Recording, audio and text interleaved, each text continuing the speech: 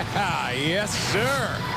That'll get you ready for the Vikings and the Packers. And there's a look at the NFC North with the Bears on top, then Green Bay, then Minnesota. So there's some pressure on the Vikings here today on the road.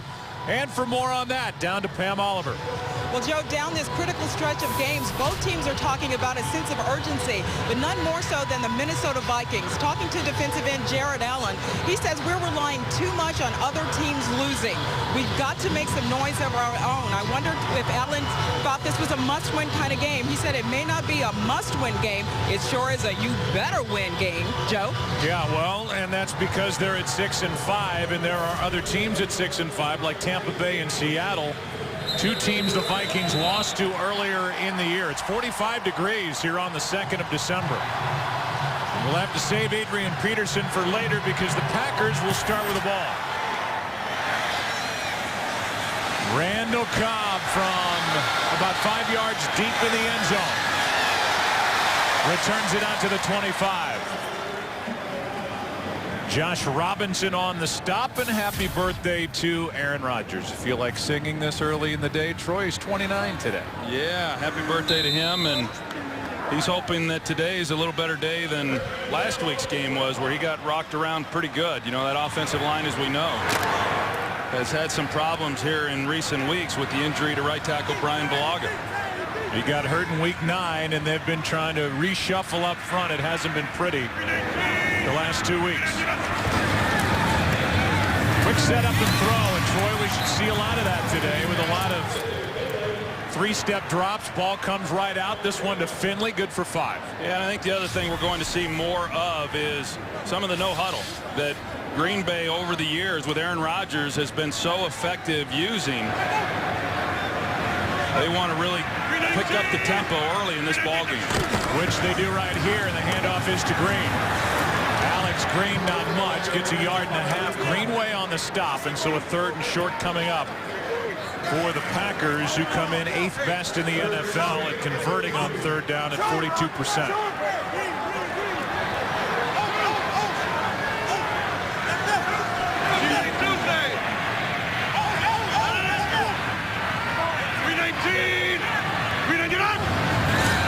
And they just got a free 5. First down, deep shot. Nelson overthrown. He turned around looking for a flag, won't get it on Josh Robinson, but it looks like a free 5 it is. And a first down. 5-yard penalty results in a first down. Well, right out of the box, you're going to see Aaron Rodgers. He uses the hard count. He gets Kevin Williams to jump. He knows he's got one-on-one outside with Jordy Nelson. They take a shot, as you said. Nelson felt that there was contact on him, but they are able to get the first down. First play from scrimmage now for Greg Jennings, who's on the field for the first time. He was inactive the last 7 games. 319. Starts the play at the top. Rodgers looking in that direction, and now he will slide and run and get out of bounds. A nice pickup on first down, forced out by Greenway, a gain of about 7. And we'll look at this Vikings defense, which has, over the last 6 games, really taken a step back and giving up, as you see on that top line, 28 points per game. Well, it's not the defense that we're accustomed to seeing. You know, they're still pretty good against the run, not as dominant as they were. But I would have to believe the Packers, who have not run the ball well, are going to struggle with that part of it today. He says as Alex Green picks up a first down over the right side, a gain of 10. Greenway on the tackle, and it's a combination of Alex Green and James Starks. That's the plan here against Minnesota. Well, and Minnesota defensively is doing what really a lot of teams have done against the Packers this year. They're playing coverage, and they're going to try to make the Packers beat them by running the football, something the Packers really have struggled to do. Here is Green pushing the pile forward for 5. Robinson on the stop. But that's a nice start, as you said. I mean, Alex Green, he comes out on the previous play, has a nice gain, a good pickup there on first down. So Aaron Rodgers, Mike McCarthy, they've got to be real happy with what they've seen in the early going of their running game, because that will then help them against some of these looks that they've gotten defensively. 52. Yeah, right. 319. 319. Quick throw, wide open. Cobb first down, and he is wrestled to the ground by Brinkley. Brinkley tackled him up high and threw him down. The crowd thought there may be a face mask in there. There wasn't. A gain of 6. Oh, yes, there was. Sure was, and it's hard to imagine that they missed that call. You know, with the ball in his hand at the end of the play. Boy, I really like this no huddle. And when it's in the hands of Aaron Rodgers, they can keep defenses off balance as Cobb makes a man miss. That was Winfield. He got around, a gain of 3. Well, Mike McCarthy's probably pretty happy you like it, because I know Aaron Rodgers likes it. You know, I'm sure he cares. And the thing that they try to do with it is they pick up the tempo. You see, they're huddling now, but when they go to the no huddle, they're not in any real hurry. But then Aaron Rodgers can dictate just how fast the pace is. And sometimes they want to slow that down, as they did on this play by huddling. They came across again on 2nd and 7. Free play. Pass into the end zone. Why not? It's caught for the touchdown, James Jones.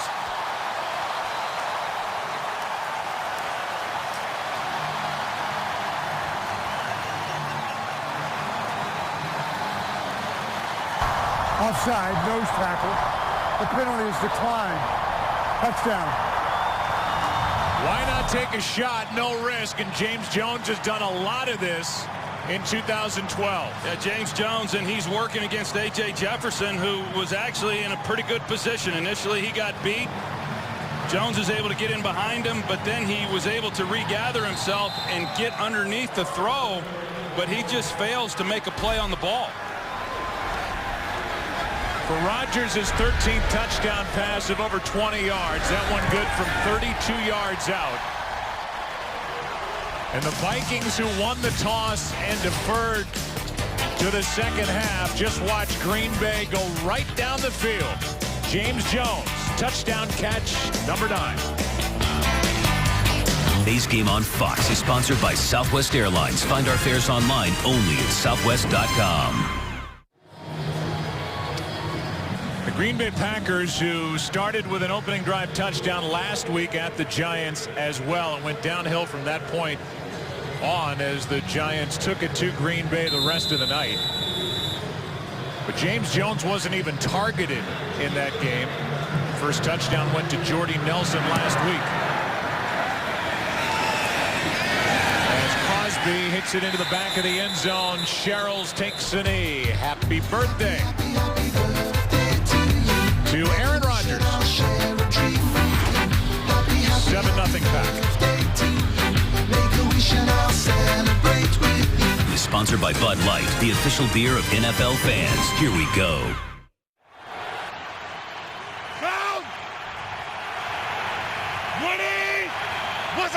Vikings start at the 20, and guess who? Right up the middle, Peterson gets 2. B.J. Raji was there to meet him initially. Christian Ponder, it was a bit of a controversial pick when the Vikings took him 12th overall last year in April's draft. Was at Florida State for 5 years. He graduated in 2.5 years, left with a master's degree. He's smart, good leader. He's been inconsistent. On 2nd down and 8, Peterson again, and he gets another couple. B.J. Raji again, the first one there, and we look at this offense, which starts the day ranked 22nd in the NFL. Well, this offense overall, I mean, you talk about Christian Ponder, it's really been an inconsistent group in terms of their ability to throw the ball and catch it. Of course, in the running game, Adrian Peterson, a heavy dose of him. We've seen him now, you know, in the early going of this one, and that's going to be the challenge for this Packer defense.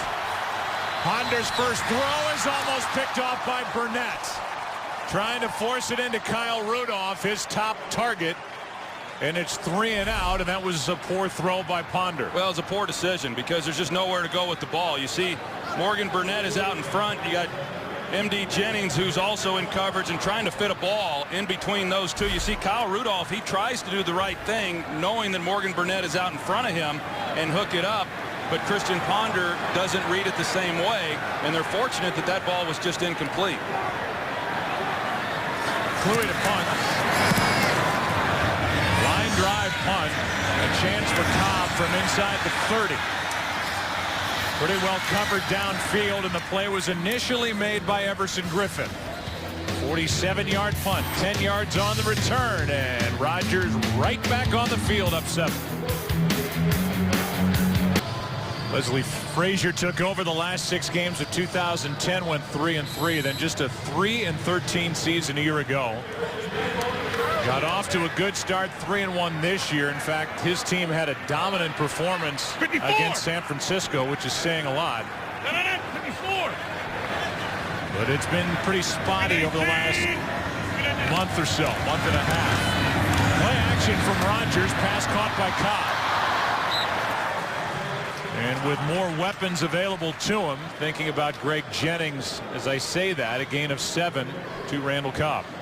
Yeah, and even with Greg Jennings coming back, you know, Aaron Rodgers was saying that he's going to primarily be an outside receiver, so it's not going to affect what Randall Cobb has been doing. Here's Starks. He's got a first down as Rodgers fell down, giving him the handoff.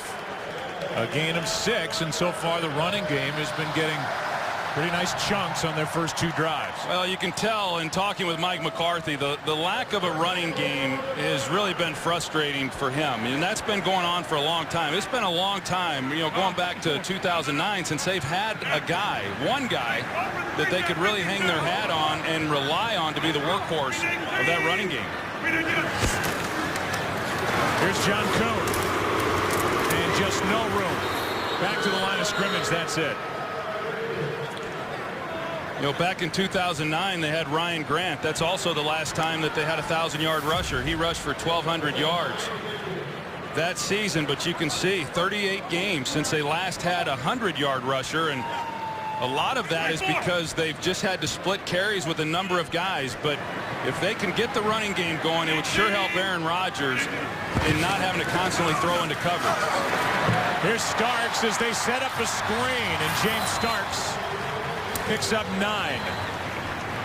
Harrison Smith, the rookie safety, out there to make the stop. Little different defensive front this week for this Green Bay Packer offensive line that they have to face as well. Of course, Jared Allen, you know, one of the elite pass rushers in all of football, is in somewhat of a slump. Hasn't had a sack in the last 3 games. But Marshall Newhouse, you know, a lot of focus last week on the left guard Evan Dietrich Smith, and then along with right tackle TJ Lang because of the changes that had to occur.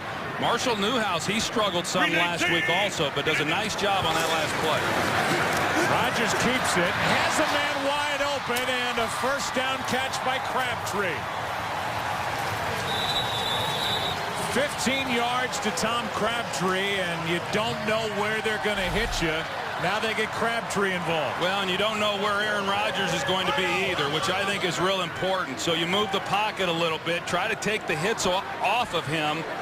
And Mike McCarthy really doing a nice job. I've said it many times. I think Mike McCarthy is really one of the more underrated offensive play callers. I think he does an excellent job, and he's doing another excellent job in this game, really mixing things up. Of course, they're getting more out of the running game, too. Vikings are completely on their heels as Rodgers buys time and gets rid of it. Did you sense the amount of frustration that I did when you talked and asked Aaron Rodgers about the criticism he's received here in 2012 after being the MVP a year ago? Well, I think he makes a valid point, Joe. You know, I mean, I asked him what he thought of his season. Of course, he's had, by anybody's measurement, he's had an outstanding year. He's an MVP candidate, but you know, he said that sometimes he feels like he's critiqued to a different scale than a lot of other quarterbacks around the league, and I would have to agree. And that's a compliment to him. Rather than be frustrated by that, I think it's just a real compliment because the expectations are obviously so high. Here's a little inside shovel pass to Cobb, and that's well played by Griffin. First guy there was Ballard. Griffin on the tackle, so both those guys combined a loss of 2. That play didn't work. And now 3rd down and 12 coming up. Now Ballard does an excellent job of getting pressure inside, and then he's there to make a play. And we see Greg Jennings come off, and I know that that's the real issue, you know, is how long he can go. What's his stamina going to be? He apparently, in listening to the doctors, he's not at risk of injuring himself or making anything worse. They jumped again. Play continues. Rodgers is going to be sacked by Robinson. Rodgers got thumped at the end of that, but it looked like the Vikings came across early again, and they did. Offside. Defense in the middle. 5-yard penalty. Repeat third down. Well, they come off sides, and it negates really an excellent pass rush there by Brian Robinson, because he works his way through a couple offensive linemen on his way back to Aaron Rodgers, and now they've gotten him, you know, 3 times already here in the first couple of possessions. Leslie Frazier cannot be happy about that, but if you put on the film from last week against the Giants and you see that pass rush getting after Aaron Rodgers, you know that this defensive front was looking forward to the challenge of coming in here and getting after him as well, but they've got to be able to hold the line a little better. Low snap. Rodgers to the sideline. He's still perfect. Pass is caught for a first down by Jordy Nelson. A completion of 10 in front of A.J. Jefferson. Now, Jordy Nelson, he's a textbook route runner. You know, he does an excellent job, and A.J. Jefferson was probably still in a little bit of a fog on how he allowed James Jones to catch that touchdown pass on him. That's a big shot there as Jordy Nelson comes limping back to the sideline. He had a hamstring and an ankle earlier. Here's Starks left side. Lowers his shoulder, and a good tackle by Harrison Smith. How about that collision as the rookie from Notre Dame put James Starks right on his back. Well, that's what they like about Harrison Smith. This staff had an opportunity to spend some time with him last year at the Senior Bowl, so they were very familiar with him when the draft rolled around, and he's had an excellent rookie season. In fact, he's one of the reasons, he, along with the return of Antoine Winfield, as to why this pass defense is so dramatically improved from where they were a year ago. Pass is caught. That's Jones. Touchdown. But a flag is down on the near side. Touchdown for the moment. Holding. Offense, number 70. It's a 10-yard penalty. Repeat second down. They get right tackle T.J. Lang to take points off the board. T.J. Lang, and it's Brian Robinson who he's trying to block. And we saw the move that Robinson made a couple plays ago. You know, I didn't see a lot there, Joe, but he got beat. And when he got beat, you saw him reach out a little bit, and that's what they saw. But I really didn't see much of a hold. It was an excellent route by James Jones. They were doubling him on the outside, and they worked A.J. Jefferson again. And he was able to get open for the touchdown, but it comes back because of this holding penalty right there, and I just didn't see much. So now second down and 20.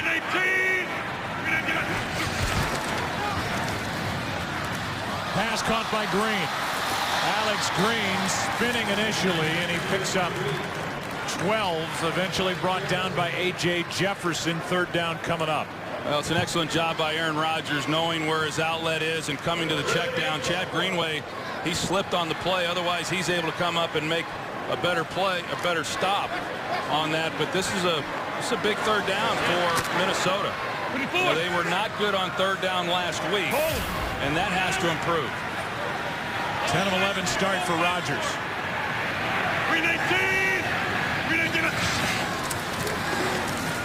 Third down and 8. Pass is out of the reach of Jennings, and Rodgers ends up on the ground. Griffin was on his back. That comes from that left side. Marshall Newhouse, he's out of position, and Griffin's able to come underneath him and then put a hit on Rodgers. And you know, he's taken entirely too many hits, and some of the sacks have not all been due to the offensive line play. Some of it's been guys not winning on the inside. Some of it even attributed to Aaron Rodgers, but he got hit a few times on that possession. This has been anything but automatic, and the the problems continue, but it hits off the left upright and goes through. Maybe that'll change the luck of Mason Crosby, who is having a brutal stretch. 10-0 Green Bay, first quarter at Lambeau. This game on Fox is sponsored by the all-new Ford Fusion. Go further. By This Is 40, the sort of sequel to Knocked Up, in theaters this Christmas. And by Sprint. Packers have scored 10 points, which matches their output from last Sunday night at the Giants. Jordy Nelson will leave. They'll check him. Left during that last drive, and Aaron Rodgers, who completed only 14 passes against the Giants last Sunday night, is off to a great start. As Sherrills returns it and is able to cross the 25. Boykin on the stop. Jordy Nelson will get attention in the locker room. But right now the attention should go to the Minnesota Vikings offense. Trying to somehow get something going, down by 10 on the road at Lambeau, as Nelson goes in for a closer look.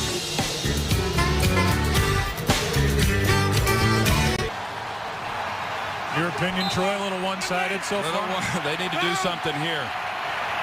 20. What's up? Peterson right up the middle.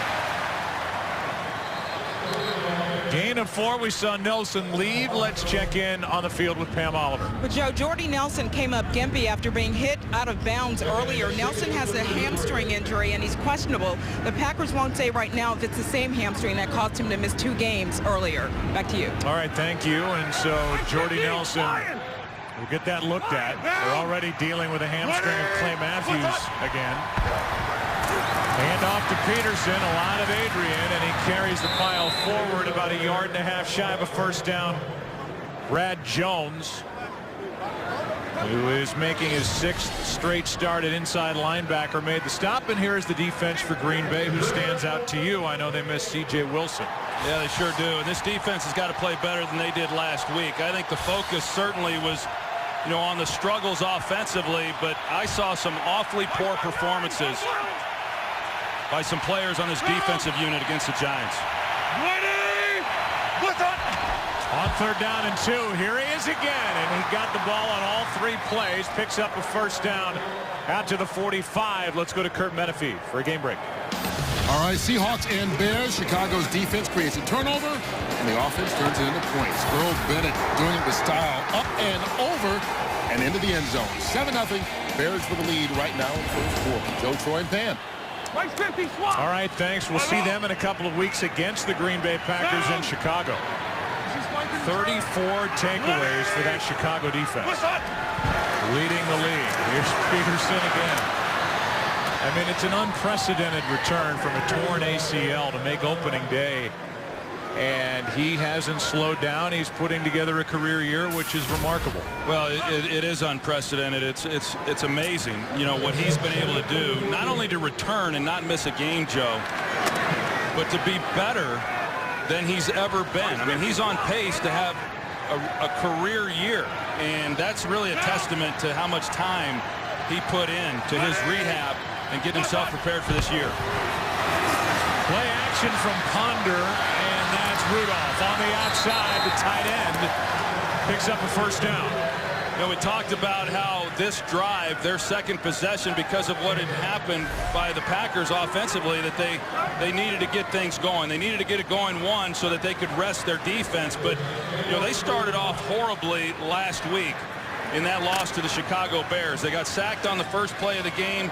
On the second play of the game, or the second possession, they've got a drop ball on 3rd down. Adrian Peterson fumbles on the 3rd. I mean, they just could not get anything going. So this is an important possession for them. Ponder has time. What a catch. Crowd reacts as Rudolph makes a left-handed, one-handed catch, a gain of 5. Well, there's no doubt that Christian Ponder, without Percy Harvin in the lineup, Kyle Rudolph has been his go-to guy. And he talked about it. He says he has great chemistry with him. They're very close friends. away from the field, and it does carry over to the trust that he has in him on the field. Now, if you've got a guy who's making one-arm acrobatic catches like that, then that helps develop a little bit of trust too. Under a minute to go, opening quarter. Here's Ponder using his legs and getting a first down with a completion to the fullback Felton. And just his second catch of the season, a 13-yarder. And that can end the first quarter at the Vikings 1-2 and a nice third down conversion. Yeah, you're going to see that Christian Ponder, he runs the play action. He's trying to go to Jerome Simpson on the outside. And one of the things that I've noticed from Christian Ponder, very quick to leave the pocket, sometimes a little too fast to get outside the pocket because he is so athletic and because he's had a lot of pressure inside. That time he had to, and he makes a nice decision. This will end the first quarter as Peterson over the right side is dragged down on the edge by Williams. By the way, that completion to the fullback was on second down, not third down. You spot me a mistake? Is that all right, Troy? Absolutely. Hey, we all make them. That's right. That's right. Second quarter coming up from Lambeau. 10-0 Pack. Second down and 7 as we start the second quarter at Lambeau. Down! Ready! What's up? Ponder pulls it down, will run, and his roll is about a half-yard shy of a first down. Gain of 6. Casey Hayward out there on the stop. You know, I was talking about Christian Ponder and how he's quick to leave the pocket. Watch the tight end here, Kyle Rudolph, and if Christian Ponder can move this middle safety, then he's got a shot in the seam for a touchdown, and I think those are a couple of the areas where he's got to get a little bit better. One, he's got to be a little more patient in the pocket, and he has to do a better job of moving defenders with his eyes. Handoff for a first down to Adrian Peterson.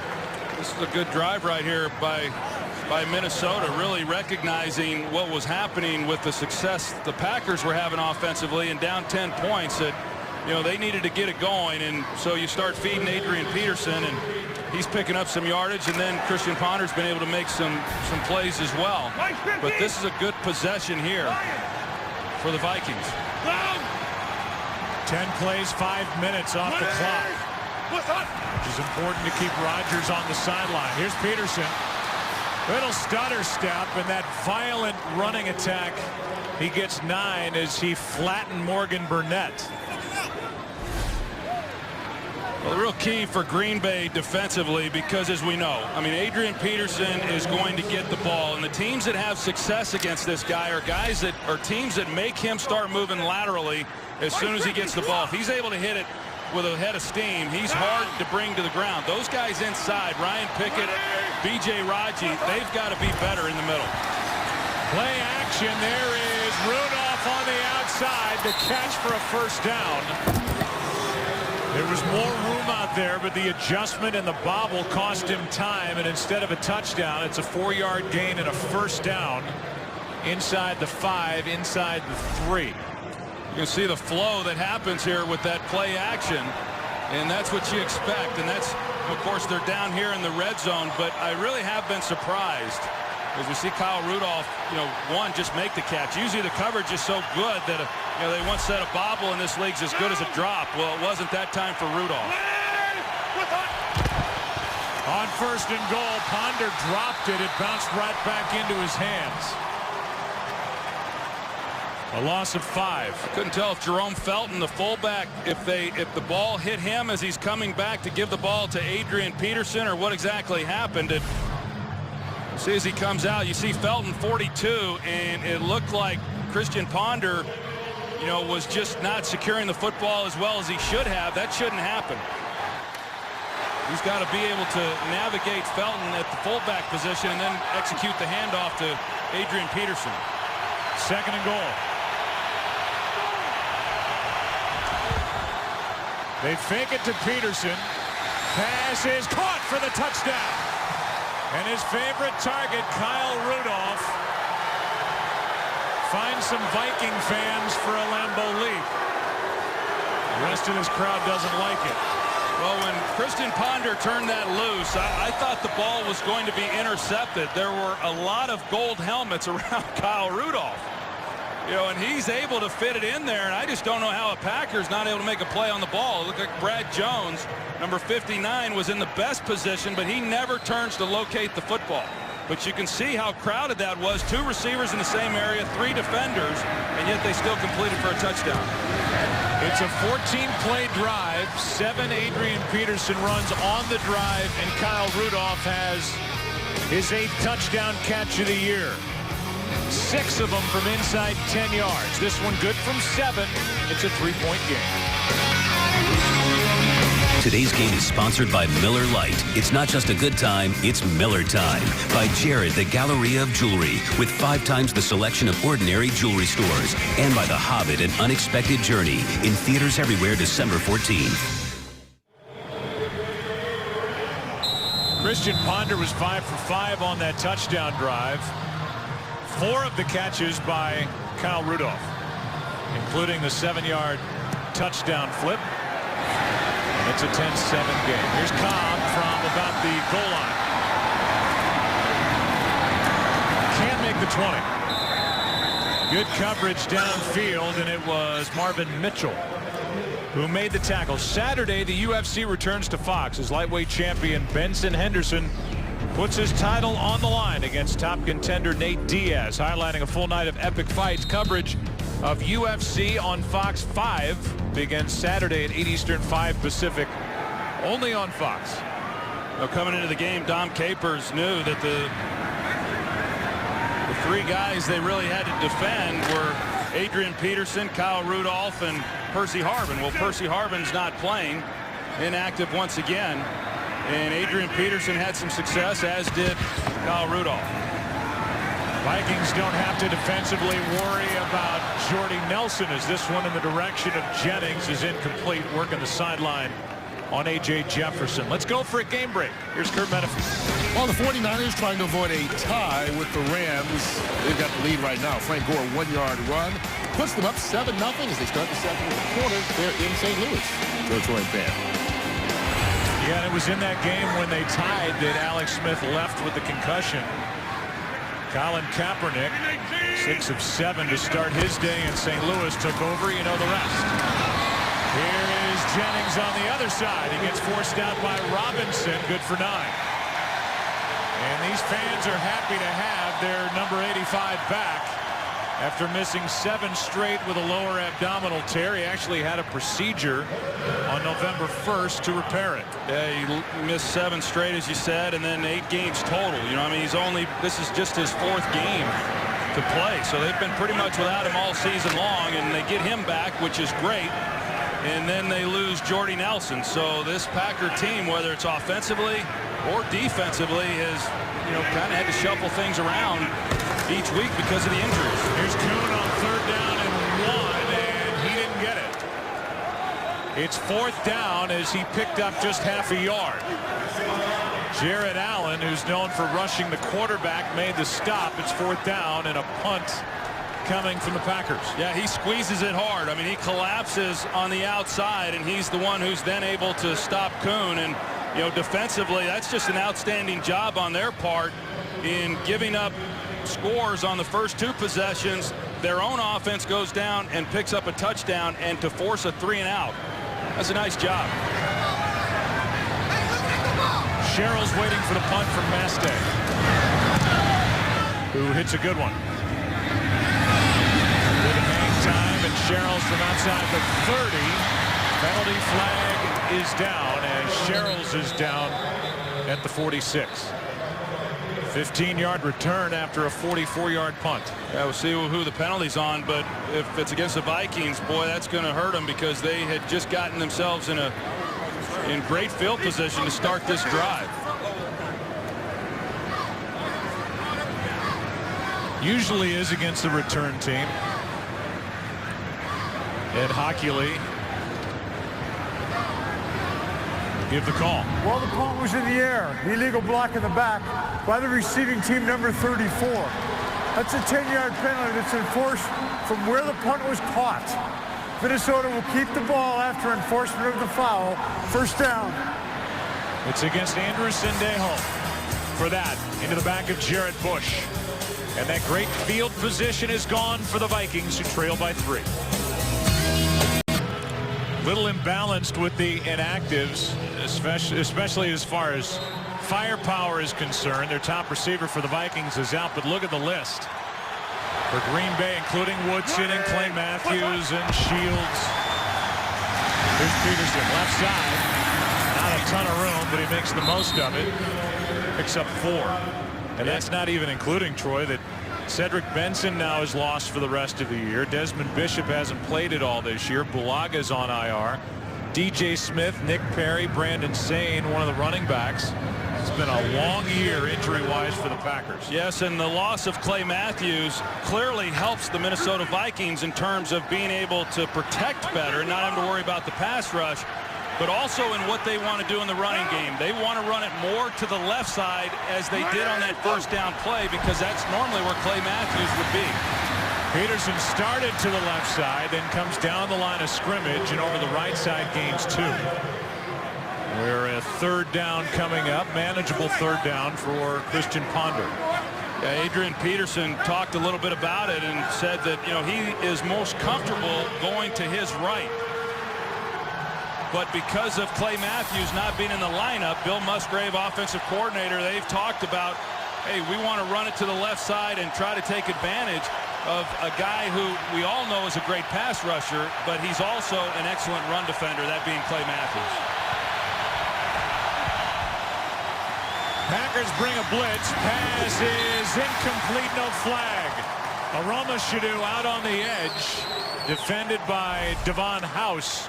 And Ponder told us he was going to attack number 31. He sure did, and Aroma Shadu, it looked like when he was trying to come out of that route, there might have been some contact. Christian Ponder certainly thought so. But yes, that's the guy, and Casey Hayward, who's been manning that outside corner position, you know, in a lot of their packages. Last week, they went with Devon House because of the size difference and him being able to match up with Akeem Nicks of the Giants. And they're keeping him out there again today. Good punt. Packers almost got there off the foot of Kluwe. Returned by Cobb, who got tripped. Knocked down at the 24, 58-yard punt. 9 yards on the return. 3-point Packer lead. They have the ball. This game is sponsored by AT&T. Rethink possible.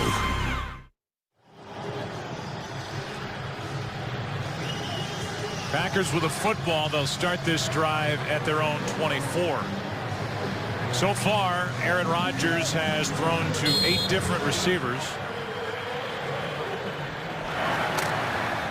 And he started the day 11 of 14. 106 yards and a touchdown to James Jones on the first possession. Yeah. We need Gene. Toss to Starks running right. There's been some running room out there for Green Bay as Starks gets 8. Harrison Smith on the tackle.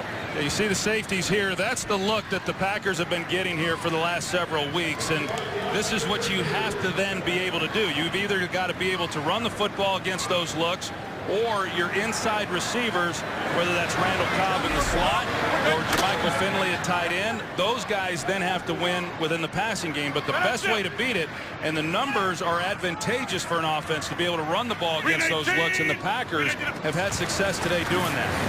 Here's Starks, who spins, penalty flag in the area of the hole. Thrown by the umpire, who is standing behind the offense, and it is a hold against Green Bay. Holding, offense, number 74. 10-yard penalty. Repeat, second down.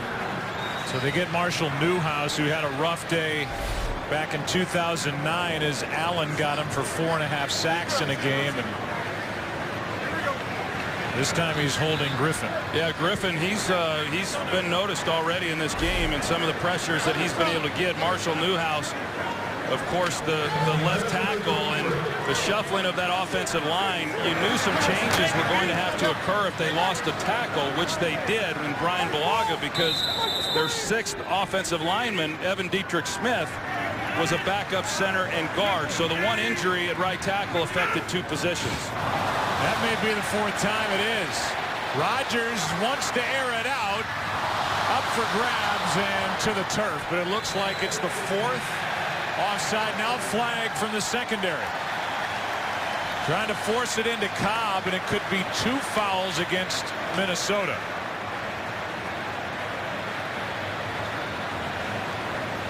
Raymond was in coverage, but here is the beginning of it as Griffin came across There were 2 early. fouls by the defense on the play. Offside, number 97, that's declined. There's also pass interference. Number 41, over the back. The ball is placed at the spot of the foul. It's automatic first down. Mistrial. Raymond is guilty of pass interference.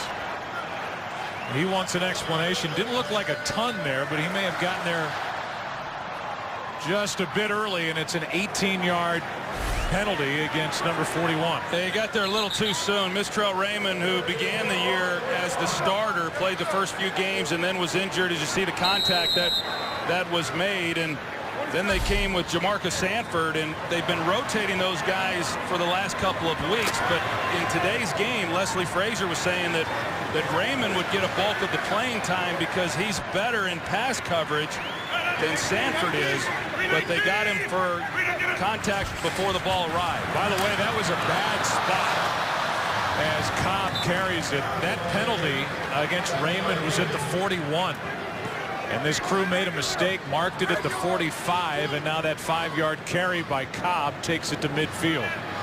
I still didn't think on that interference there was much there by Raymond, but it was an 18-yard foul, and these Packers, I'm sure the Vikings feel, don't need any help from the officiating crew as it's now 2nd and 5. It's pretty nice when you're a quarterback and you have free plays, and Rodgers had about 4 of them already. Yeah, he's had 4. Here is Green. Green gets 4. Jasper Brinkley on the stop. 3rd down coming up.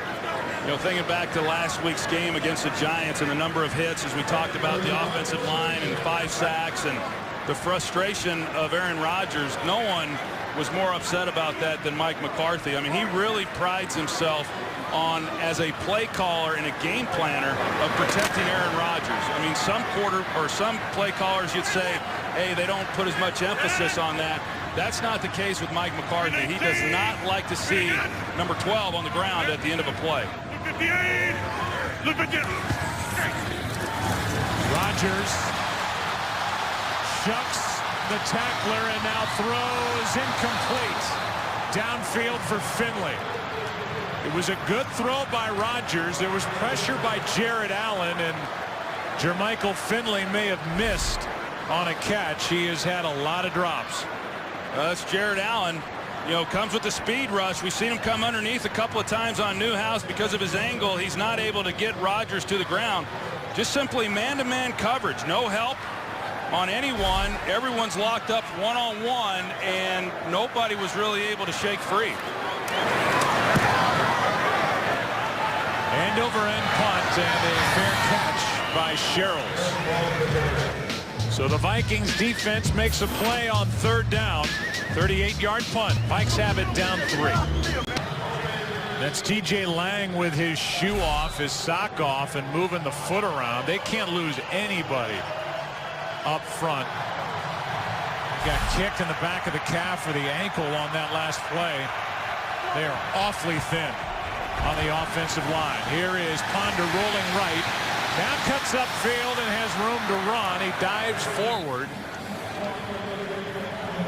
And he gets about 9, maybe 9.5. So while we play here in Green Bay, this is a big deal and a big weekend, Week 13 in the NFC North, and really for the NFC wild card playoff picture. That game in Chicago is a big one with Seattle and the Bears. Yeah, it's big because of the NFC North and the implications within this division, and then also big as far as wild cards go. Seattle certainly in a position to earn one of those.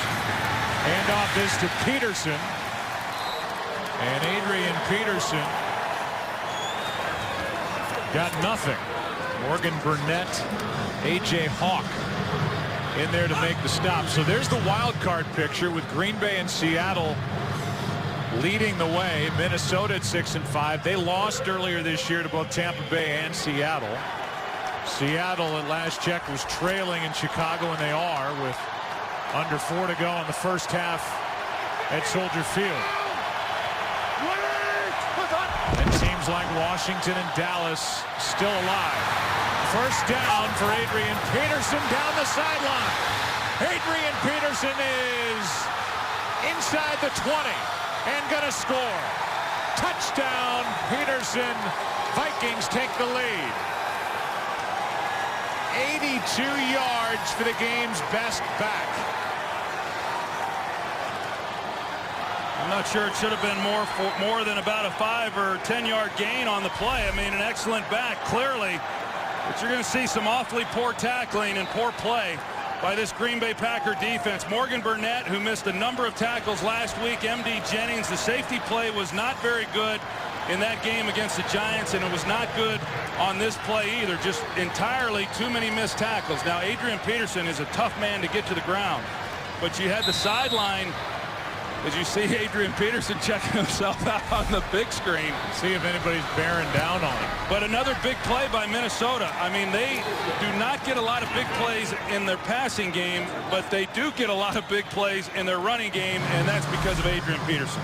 Here are the eyes of Adrian Peterson checking out the scoreboard here to see if anybody was close to him. That is a career-long 82-yard touchdown run for Adrian Peterson.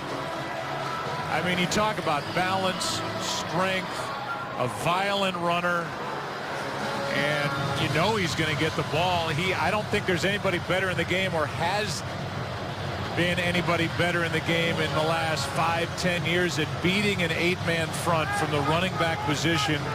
He is the best, and he's having a career year, and he's just put the Vikings on top. Yeah, I mean, he's maybe the strongest back to have ever carried the ball. I mean, he's just enormously strong, and he's got desire unlike any guy I've ever seen. I mean, I don't want to be prone to hyperbole here, but I think that when you look at the way he runs, he's violent, the way he finishes, every run he thinks he can take to the house. Having said that, that was pretty poor by Green Bay. Here is Cobb on the return. The Packers are trailing now at home, and Cobb is brought to the ground at the 20.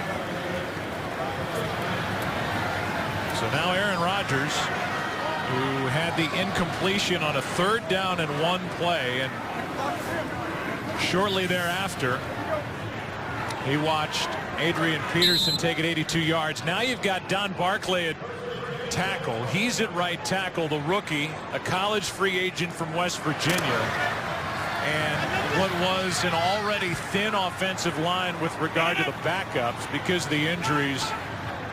They have only one left on the bench, Greg Van Roten, another college free agent. So Barclay at right tackle. They run to his side, and Alex Green gets 3. Aaron Rodgers, Troy talked about it with us when we visited with him. He said, you know, he was concerned about the offensive line coming in. They hoped that Derek Sherrod would come back from the broken leg last year. He's out for the rest of the year.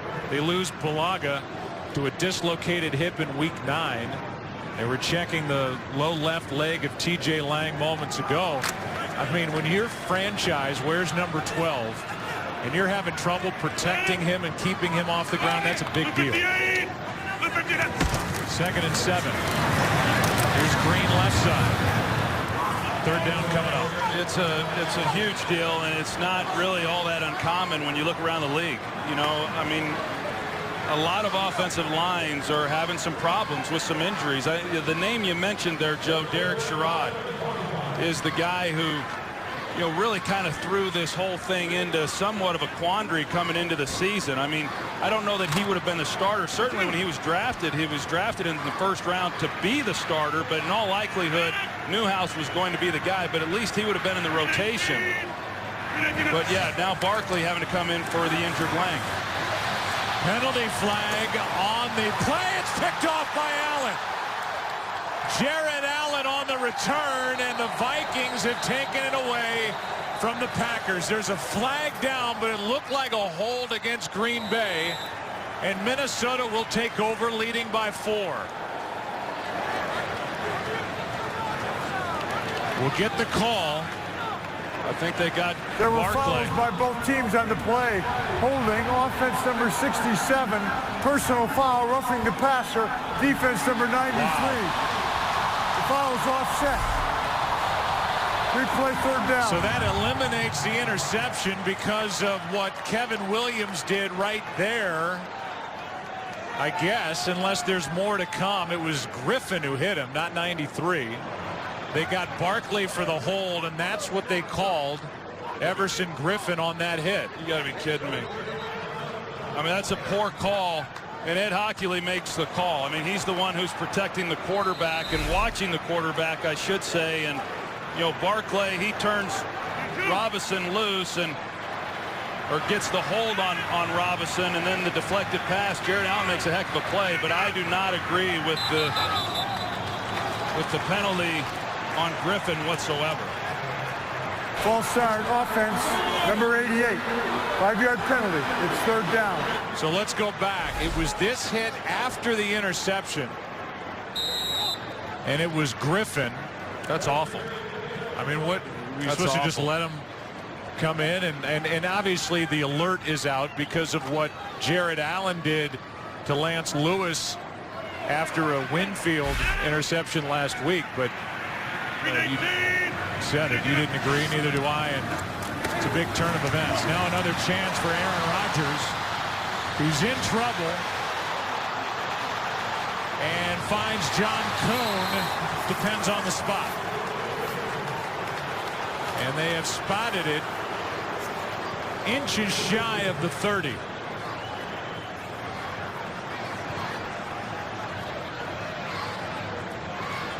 You're going to see this look here, and Randall Cobb, he's the one who's got one-on-one coverage down the middle, and that's the guy who has to win, and that's who Aaron Rodgers is looking for, and this is what they've not been able to do. And so as a quarterback, you know where you have to go with the ball, and that guy has to win. Now he's going up against a Pro Bowl corner in Antoine Winfield. Very hard to shake that. Cobb unable to.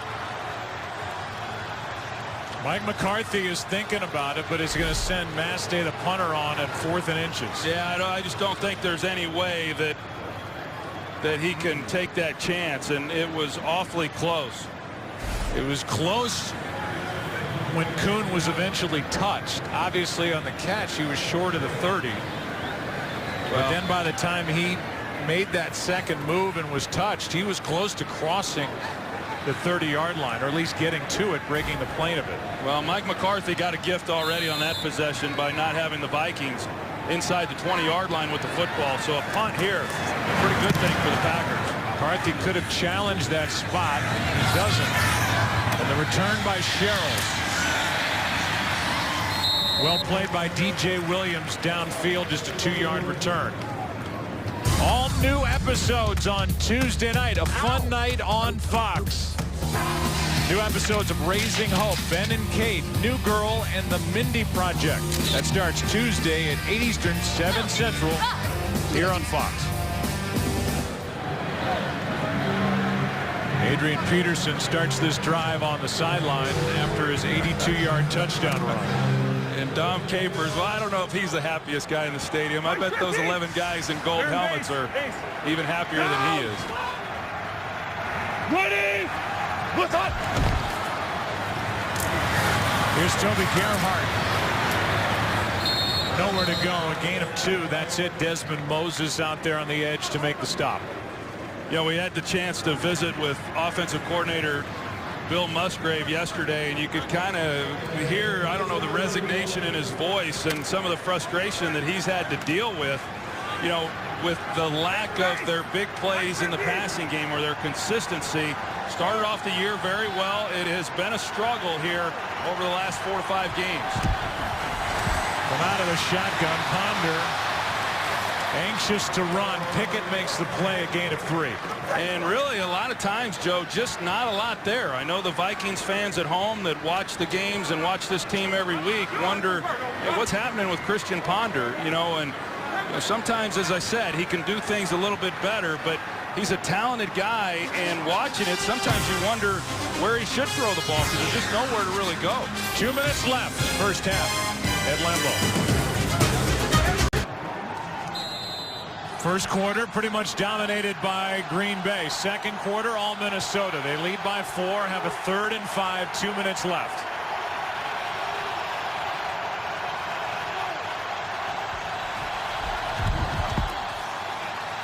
On 3rd down, pass is skipped into a wide open receiver, Jerome Simpson. And Simpson, who has not been the impact they thought he would be, bringing him in from the Bengals, it just never got to him. No, there was pressure inside. Charlie Johnson, he doesn't secure the left side of that interior offensive line, and so Christian Ponder right at the end, you know, he's got someone in his face. Hard to make an accurate throw then as the quarterback. And Jerome Simpson, who, you know, coming off a tough game last week, he runs a good route. That should have been completed for a first down. Vikings do not have a completion to a wide receiver so far in the half as Cobb takes it in. Going backward and now nowhere to go. A return of -9 yards after a 51-yard punt by Kluwe. And with 3 timeouts remaining and 1:42 on the clock, Aaron Rodgers will set up at the 7. No, you see Randall Cobb, he gets the ball, which is fine, but then you start running back towards your own goal line. Never a good thing. And you know, Mike Prefer, the special teams coach for Minnesota, has got to be pretty happy with that cover unit. You know, they're on the punt. They're hoping they pick up the first down to keep the ball out of Aaron Rodgers' hands, but you're punting the ball to a dynamic returner, and you cover the way they did and now pin the Packers offensively inside the 5-yard line. Yeah, inside the 5, because while we were showing the replay and you were talking, the announcement by Ed Hockley, an illegal block in the back, so half the distance to the goal line. Now this drive starts at the 3.5-yard line. 319. Last 3 drives, the Packers have done nothing. Here's Crabtree.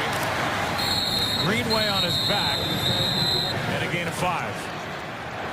Winfield helped to clean up on the tackle. 1:30 and counting, 2nd and 5. Yeah, and Mike McCarthy, he's just focused right now on picking up a first down. And you know, not that the decision to throw it there is indicative of what he's ultimately thinking. I think he just realizes that we're going to have a hard time running the ball down backed up like this. We have a better chance of getting something going in the air. And then Aaron Rodgers just has to be real smart with the ball. Barclay still at right tackle as Rodgers has all day. And now floats it out of bounds. 3rd and 5 coming up, under a minute to go. Yeah, real good protection and just nobody getting open. I think that's the thing that we just have not gotten used to really seeing. I mean, it's happened a lot here lately, but last year, you know, there were guys, you know, you give Aaron Rodgers that kind of time a year ago and he was picking you apart, and that just hasn't been the case. And there's been some frustration on Aaron Rodgers' part because of it. Well, there's no Jordy Nelson now with the injury to his hamstring. Jennings has to get back into game shape. 319. On 3rd down, Rodgers finds Finley for a first down. And Jermichael Finley rolls with a first down at the 20. And Green Bay will spend a timeout. So with that, we'll check in with Los Angeles and hear from Kurt what's coming up at halftime. Hey, coming up on the Visa halftime. You'll get caught up on a great day of action in the NFL. Including The Detroit Lions. and Indy and Tom Brady and the Dolphins and a whole lot more. A whole bunch more. On the Visa halftime. And we will be in Sarasota on the 29th for a big revival. 2 shows. 2 shows. Jimmy had to hide his plate of nachos before they showed him, huh? Here's the catch by Jermichael Finley on 3rd and 5. And a clean catch at the 21. Timeout taken, 2 left, 40 seconds on the clock for the Packers. 50.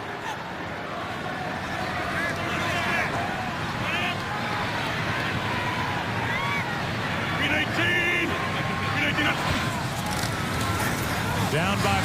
Pass caught by Jones. He's got a touchdown in this game, and here he's got 8. Winfield on the tackle. They stop the clock with 32 seconds left. Timeout, Green Bay.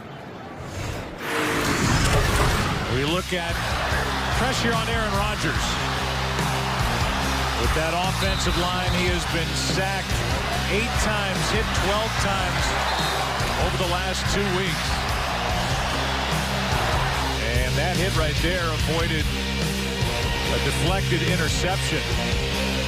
The last time the Packers had it, last 3 drives have picked up nothing for Green Bay. Well, we saw Green Bay come into this game running their no-huddle offense, which, as we said, they're very adept at doing, and they do it very, very well. And now they're able to control the protection schemes a little bit better, try to minimize some of the hits when they do not go to the no-huddle. Quick throw to Cobb. He's got a first down. And up just shy of the 45-yard line. Timeout is taken by Green Bay. They're out of timeouts. And I think that because of Barkley now coming in at TJ Lang at the right tackle position, I don't know that as we go into the second half, we're going to see any more of the no huddle. Mike McCarthy likes it, but not if they're not protecting Aaron Rodgers better. Of course, in this situation here, they're going to go the no huddle as we see Mason Crosby. Who knows how close they've got to get to feel good about what he's going to make. It almost doesn't matter how close they get. He hit the upright on a 30-yard try that deflected through to make it 10-0 at the time. I don't know that it's so much the distance as it is direction for Crosby, who had missed 8 of his last 15 coming in, and is just 1 of 6 from 50 yards or more this season. Rodgers, with no timeouts remaining, finds John Kuhn in midfield. So Rodgers can get him into field goal position. I would imagine any opponent for Green Bay the rest of the way thinks we can keep it close. Maybe we can get a special teams win with the struggles of Mason Crosby, and the spotlight maybe again on him after missing from 55 last Sunday night at the Giants. And Mike McCarthy said he's still confident, that Mason Crosby is still confident, and Mike McCarthy is still maintaining confidence in him and says they make determinations before the game begins as to when they will go for it or what yard line they need to get to, and it's not going to affect what he decides. Here is one right over the middle. They're now knocking on field goal range, a gain of 11. They'll have the official falls down. They'll have a chance to clock it, and now we'll see Crosby, although a flag is down. And a 5-yard penalty against Green Bay would be a big deal here. Well, Rich Hall was the umpire trying to get the ball spotted, and you saw Aaron Rodgers not happy that they couldn't get it spotted any sooner. You can see Rich Hall comes in. Defense, number 59. 5-yard penalty. Repeat first down. They, for the 5th time, flagged the Minnesota Vikings for an offside. And that takes a little bit of the edge off this try. It'll be a 53-yard try. Here's the first attempt by Crosby from 30 that hit the upright. This will be a 53-yard try instead of 58 after the offside. And the Vikings, don't forget, they're pretty good at blocking these as well. Williams blocked one last week at Chicago. And that's not even close. There is no way that is a confident kicker. No, I was just going to say, I mean, even though Mike McCarthy says Mason Crosby is very confident in being able to make the kicks, the shake of that head told me a completely different story. The big play of the first half, the Adrian Peterson 82-yard touchdown run. A career high for all-day Adrian Peterson. And that gave the Vikings the lead. And you have to believe that there will be more conversation and maybe tryouts this week in Green Bay for a new kicker, because that 53-yard try wasn't close. Oh, and as you move into December and you're talking about games in the playoffs or in a playoff run, I mean, oftentimes that's the difference in winning and losing. 14-10 at the half. Kurt Menefee in LA. Visa halftime coming up right now.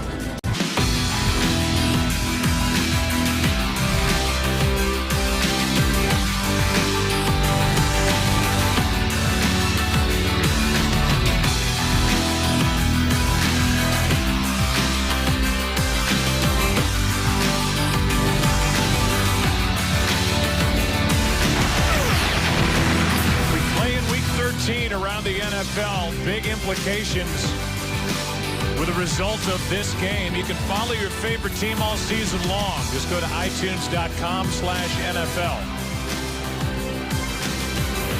In this border rivalry, you've got the Green Bay Packers at second place in the North at 7-4. You've got Minnesota right behind them at 6-5, and that whole pool of teams in the NFC playoff picture at 6-5, 5-6 with Dallas and Washington. And now Crosby's problems continue. He kicks one out of bounds to put the Vikings at the 40. The ball out of bounds by the kicking team. The ball will be placed at the 40-yard line. Minnesota ball, first down. Just can't get much worse for Mason Crosby. Let's go down to the field and Pam Oliver. Well, Joe, Leslie Frazier was ticked about the team's penalties. He called them stupid, just stupid. As far as making Aaron Rodgers' life uncomfortable, he says it doesn't mean anything if we don't bring him to the ground. As for the Packers, Mike McCarthy said he will help Don Barclay at right tackle. Meantime, TJ Lang is out with an ankle injury. Jordy Nelson is out with a hamstring, Joe. Here's Peterson as he spins his way down inside the 30. Down the sideline, and what a great start to this second half for the Vikings as Adrian Peterson carries it over that left side for 48. Good block by Aroma Shadu to help spring it to a big play, and this thing starts with a jolt. See right here, they bring the safety up. Morgan Burnett is in a position to make the play, and he fails to do so. And poor tackling once again by the Green Bay Packers. You see the hit in the back, and here is Peterson again. Lowers his head, and on first down gets 4. A.J. Hawk on the stop. I mean, this Vikings offense has really been unable to do anything throwing the football, and they only have moved it because of Adrian Peterson. And now, two huge runs, the one for the touchdown and then the one to start this second half. And Dom Capers, he brings up the extra defender, and they're there to make a position or make a play on the ball, and they just fail to do so, and the effort's just not real good. Ponders only had 5 completions. Looking for number 6. End zone picked off. And it's Morgan Burnett with the 17th Green Bay Packer takeaway this season, and that was a gift from number 7. Yeah, it really was. And when you're scrambling out to your right, you really can see all the danger. And that's the nice thing about being able to stay on the move. But when you do come back across your body and throw back towards the middle of the field, you have to then know who can take those throws away. And the only guy there was Morgan Burnett. And it's hard for me to imagine that Christian Ponder didn't see him. Trying to get it to Jenkins. Burnett was there for his first interception of the season, and it was a big one. The Packers not showing the ability to stop the run at any point today or stop Adrian Peterson, and they try and throw it. And Ponder throws the interception. Now Rodgers rolling out, will step out. Greenway out there, a gain of 1. And there was just nowhere for Aaron Rodgers to go with it. Yeah, this is, as I said, I mean, you see a lot of this from the Green Bay Packers here recently. I mean, Aaron Rodgers, they moved the pocket, something that they wanted to do, take away some of the hits on him. And that's all great. But somebody then has to get open. Teams have not had to blitz Green Bay because with the front 4, they're able to get pressure with this bad Green Bay offensive line. Only 4 men on the rush here. Rodgers skips it to John Kuhn. And now it's 3rd down and 9. Well, you talked about it early in this game, Joe. Last week, first possession of the game against the Giants, they throw the touchdown pass to Jordy Nelson. A week later today, they come out, first possession, they get the touchdown pass to James Jones, and really not a lot of offensive production after that. The next possession, they went down and they got a field goal, and they really have done nothing since the first 2 possessions of this game. Now 3rd down and 9. 258. 259. After the interception by Burnett. Pass caught. First down. Finley. Out across the 40. And Aaron Rodgers threw back across the field and completes one for 21. Well, the Vikings, again, they play coverage with the safeties. You see them playing deep, and then there's the middle of the field, and that's what your Michael Finley has to be able to do. That time, Chad Greenway is the one in coverage, and Finley has to be able to shake, whether it's Greenway or anyone else, but that inside guy has to win. And Jermichael Finley is good enough to do that. He just hasn't done it consistently enough. Here's Green right side. Alex Green spins his way to the 48. A gain of 6. Harrison Smith, the rookie, on the stop. Yeah, and you know, the Packers, as far as their running game's concerned, they've run the ball pretty well. You know, I mean, haven't had a whole lot of opportunities, but when they've run it here in the first half and then to start this second half, they've had more production than we've seen from them in a while. All right, here it comes. Second down and 4. Starks now. So they are splitting the carries as they did for their best running day, as Starks gets 1. When they carried it for 28 times, 114 yards against Arizona here in Lambeau before the bye week. Well, there was a time when you came in against Minnesota and you just said, well, I don't even know that we tried to run it. You know, you just had no chance, and they're still pretty good. I mean, they've given up some rushing yards here in recent weeks. One of those times against the Redskins, RG3 rushed for almost 140 yards of it, though. 319. On third down, Rodgers in trouble, finds John Kuhn at the last moment. He's got a first down. And Aaron Rodgers got crunched, a gain of 6. Jared Allen was there a step too late. And back-to-back third down conversions for Green Bay. Yeah, at the end of this play, and Aaron Rodgers could have come down to Greg Jennings a lot earlier. So, you know, yeah, that was pretty good protection, really. I mean, Marshall Newhouse was the one who was assigned Jared Allen, and he did his job, but because Aaron Rodgers held the ball as long as he did, Allen's able to come back in late and put him on his back. 319. 319. Rodgers out to his right. A flag is thrown. Looks like a hold. Kevin Williams gets up off the ground. There were 2 Green Bay offensive linemen around him. Holding. Offense number 62. 10-yard penalty. Repeat first down. And it's Evan Dietrich Smith who's taken over at left guard.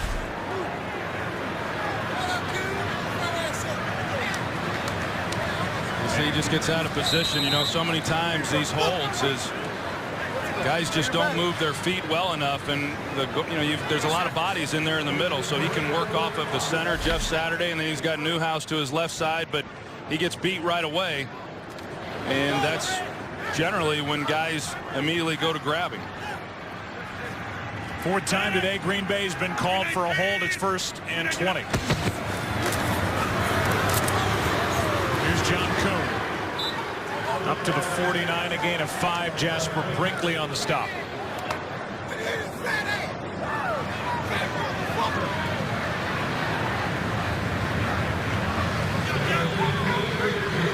So second down and 15 for the Packers as they trail by 4. 14 unanswered points scored by the Vikings after a 10-0 lead put up in a blink by Green Bay.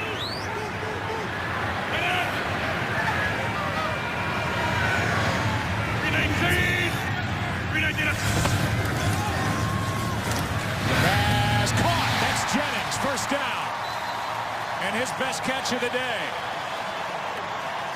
Had 1 in the first half and now gets this one on 2nd and 15 for 18 yards. And if there was any question as to whether Greg Jennings was healed from that abdominal tear, I mean, that was a pretty good test there, having to stretch out for it, and he's able to make a play on it. You're right. I mean, a heck of a catch.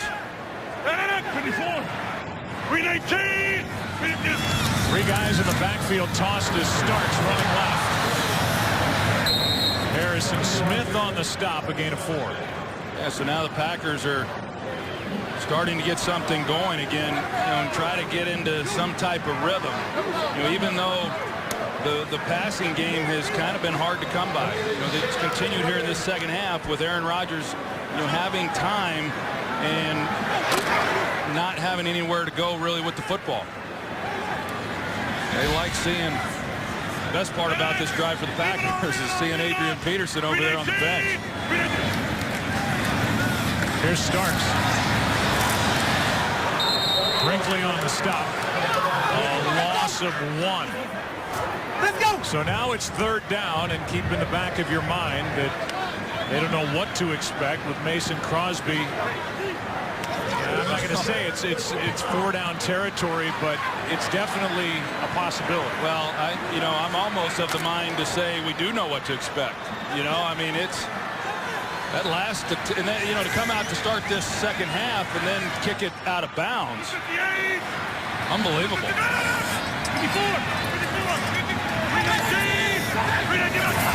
Jared Boykin, young receiver at the top of the screen, as Rodgers throws for Boykin, incomplete. Now it's 4th down, and Crosby started onto the field and comes back. Well, they're being waved on to stay on the field, the offense is, and so Joe, contrary to what Mike McCarthy said to us, I mean, as far as, hey, I'm going to make he would kick this field goal. I mean, there's no doubt that he would kick it and make it a 1-point game. But I think for the first time, Mike McCarthy's showing that he's lost some confidence in Mason Crosby. Or maybe total. Instead of a 47-yard try, if nothing else, it forces Minnesota into a timeout. 4th down when we come back for Mike McCarthy's team trailing by 4. By Southwest Airlines. Find our fares online only at southwest.com. By Charles Schwab. Let's talk about giving your portfolio a better chance to grow. Talk to Chuck. By Ram Trucks. Guts, Glory, Ram. And by Microsoft Surface. During the timeout, Mike McCarthy changed his mind. A 47-yard try by Mason Crosby.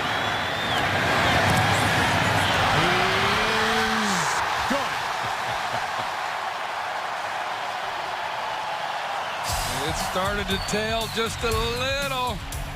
He had missed from 53. McCarthy ran him out there. Had it all the way. 1-point game at Lambeau. Mason Crosby now has made as many as he's missed over his last 18 tries. But good from 47. After missing wide right from 53 just before the half.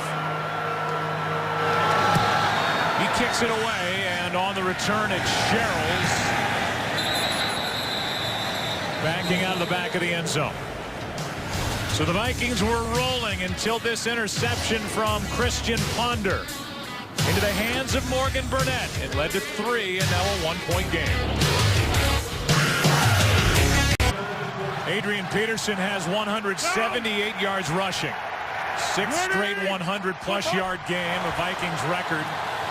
The 82-yard touchdown run, as this one's broken up by Hayward in the direction of Simpson. Still no completions to a wide receiver from Christian Ponder in this game. And for Peterson, his 12th career game with 150 or more yards rushing, that leads active players. And for Ponder, the 5 completions all day, all coming on the same drive and nothing on the outside. Well, they're averaging twice as many yards running the ball than they are passing the ball. Peterson back to the line of scrimmage, maybe lost half a yard. Raji, the first one there. He destroyed that play, and it's 3rd down and 10. The Green Bay Packers must have hurt you, Joe, because they had everybody up there prepared to try to slow down Adrian Peterson. Of course, as I said, they know that coming into the game. They just have not, the Vikings that is, they haven't had anybody on the outside that can beat man coverage. And it's hard to imagine that not happening. Here's a blitz. Here's one to the outside, and incomplete for Simpson. Devon House again. Ponder looks his way, and Leslie Frazier still waiting for something to open up downfield. That incomplete for Simpson. I mean, they came into this game wanting to attack Devon House, and I don't care who they attack, whether it's Tramon Williams or House or any number of guys. This is a defense that's given up a lot of big plays this year, and the Minnesota Vikings are making these corners look like Deion Sanders out there. I mean, they can't get a ball to any of them, and Adrian Peterson, without him, they have not done anything. Peterson, as a fair catch is called for by Cobb. Adrian Peterson has accounted for 77% of the Vikings yardage total here today. It's been all AP as the Vikes. Heck, he leads them by 1. The bigger loss offensively may be up front with TJ Lang out for the rest of the day with a bad ankle. So Don Barclay, the undrafted rookie right tackle, takes over. Jordy Nelson back with a bad hamstring, and a toss to Green running right. Alex Green got to the edge. Dragged to the ground after a gain of 5 by Everson Griffin. You talked about Don Barclay, and so they decide to run in his direction. He does a nice job here. You see, as he comes off the ball, he's got to be the guy then who secures the edge, and he's able to do that against Griffin. Griffin ends up making the play, but not before they pick up 5 yards. Also, Joe, when they're throwing the ball, they've been working John Kuhn to Barclay's side more to help him, give him a little bit more help against Brian Robinson. Cobb starts this one at tailback. Now he throws to Rodgers. A chance for a big play downfield, but it's underthrown. And intercepted by the rookie Harrison Smith. Trying to get it to Greg Jennings, and Harrison Smith underneath comes away with Aaron Rodgers' 8th interception of the season. You know, Randall Cobb's left-handed, so when they give the ball to him, you've got to anticipate a pass on his part. He played some quarterback, of course, in college, but instead they come back to Aaron Rodgers. Now, Harrison Smith does an excellent job. They're trying to pull him out of the play so that they have one-on-one on the safety, on the opposite safety, Sanford. But Harrison Smith is able to recognize it, come off of his coverage, and get back underneath the play to make the interception. Second interception for the rookie. The Vikings gave up a 4th-round pick to trade back up into the 1st round to get him, and they love him. Yeah, they love him, and I think Aaron Rodgers just said, I'm going to take a shot, and, you know, that's as good as a punt right there. Here's Peterson, almost broke free there. Burnett tripped him up, a gain of 6. You know, the one thing the Minnesota Vikings have not been able to do is find a replacement for Randy Moss, and that goes back a long time. But they traded Moss in 04. They got a pick and used that pick on Troy Williamson, 7th overall in 05. That didn't work out. Here's Peterson left side. He is a yard shy of a 1st down. They have Percy Harvin, but he's more of a slot guy and somebody that is more of that new type weapon in the NFL. They don't have the big threat on the outside, and now the question really has to become, do they have the quarterback to get it to the guy? If they get a big threat on the outside, Ponder has an interception in the 2nd half. Well, we'll address one thing at a time, but I would tell you that Jerome Simpson, who they brought in from Cincinnati, he's the guy who's supposed to be that threat.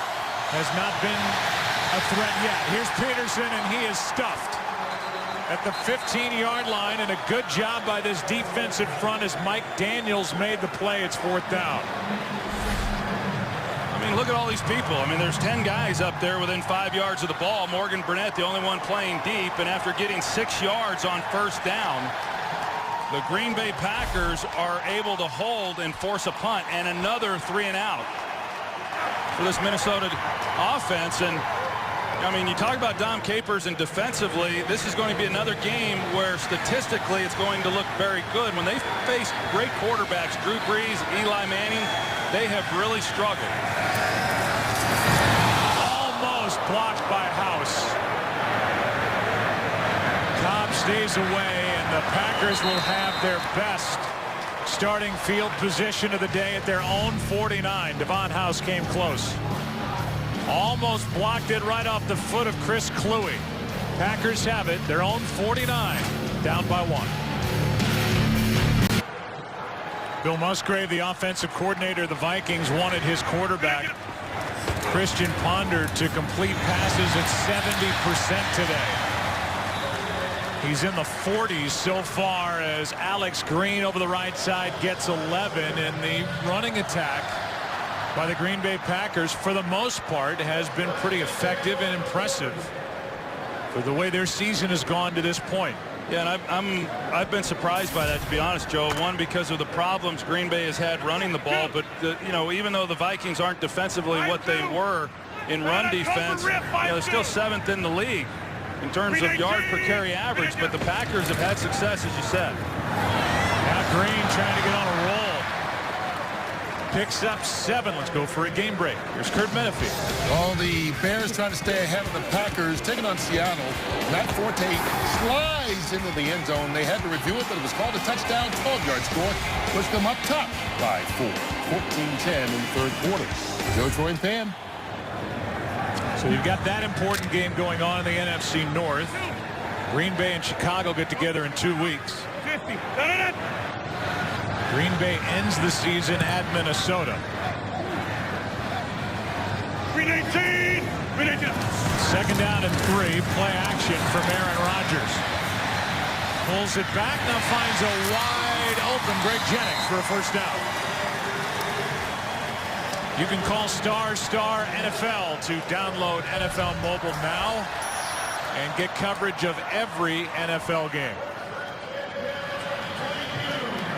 Greg Jennings in his return, 3 catches, 38 yards, and he was left alone.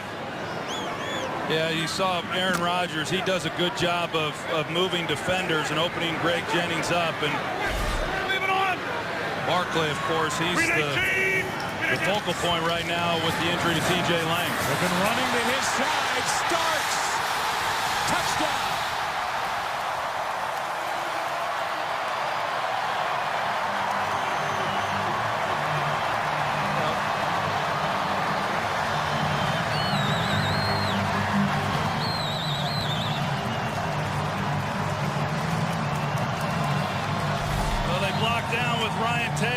Pull Barkley, and he doesn't make a great block, but what he does is he forces Aaron Henderson underneath him, and because of that, it's as effective as if he had gotten him on the ground, and it gets James Starks then on the edge and into the end zone. Only the 3rd rushing touchdown of the entire season for Green Bay.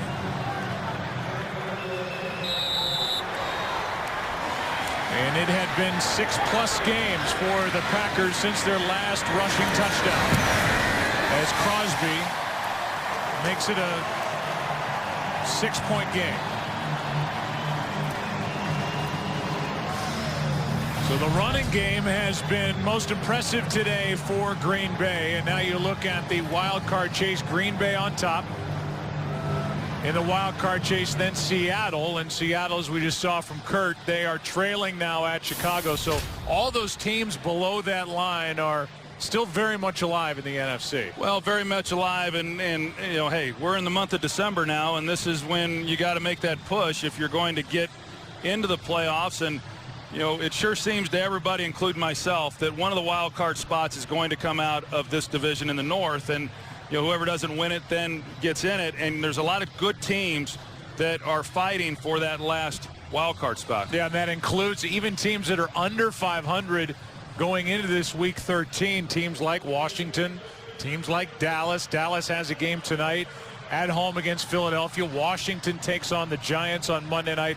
Those are big games to watch as well here as we wrap up the 13th week of the season. Yeah, I think if you look at the schedules of the teams, and sometimes that, you know, you get into trouble when you do that. Seattle, they're in a dogfight right now, certainly in Chicago, and that's a huge game with implications, as we said, within the division. But you know, of those teams that are fighting it out for what I think is the last wild card spot, I really like Washington or Seattle, and Washington's got a big game coming up against the Giants. This next drive will start at the 20 for the Vikings, down by 6. Saturday, the UFC returns to Fox as lightweight champion Benson Henderson puts his title on the line against top contender Nate Diaz, highlighting a full night of great fights. Coverage of UFC on Fox 5 Begins Saturday at 8 Eastern, 5 Pacific, only on Fox. Hey, you know, I said earlier that when we talked to Bill Musgrave, offensive coordinator for the Vikings, there was a little resignation in his voice. I wonder what he's thinking right now. There's just nothing there downfield, and now they've become one-dimensional offensively. Maybe they were coming in anyway as Adrian Peterson gets a yard. That's why when Christian Ponder told us the play action isn't working, I don't know how it can't, because you just have to expect that Peterson's going to get the ball. Well, the only reason it's not working is because they're not winning then on the outside. You know, and because you're right, they're going to crowd the line of scrimmage. You're going to get one-on-one coverage, and you have to be able to beat that. Now, right now, the Packers are showing coverage because of 2nd and long. Desmond Moses looked like he got a head start. A late flag. The pass incomplete behind Jarius Wright. It does not have a catch, and it is an offside against Green Bay. Desmond Moses. Well, Desmond Moses, he is early, and The quarterback's feet were still behind the line when he threw the ball. It was there for a legal forward pass. Offside defense, 5-yard penalty. Repeat 2nd down. Desmond Moses, of course, he's called for being offsides. He's playing because of all the injuries that have occurred at the outside linebacker position. I think he's really done a nice job. I mean, an undrafted free agent. He obviously was not brought in to play as much as he has played, and he gives you everything he's got. I think he's a guy who is going to be playing in this league for a long time. Yeah, another one of those keepers that Ted Thompson, the GM, found as a college free agent out of Tulane.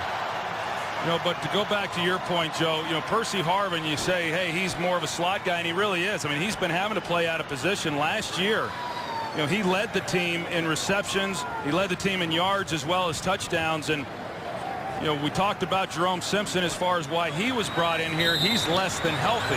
He hasn't had the impact that they had hoped. But it really is surprising that they haven't even completed a pass to a wide receiver yet in this game. And have just 2 first downs over their last 6 drives.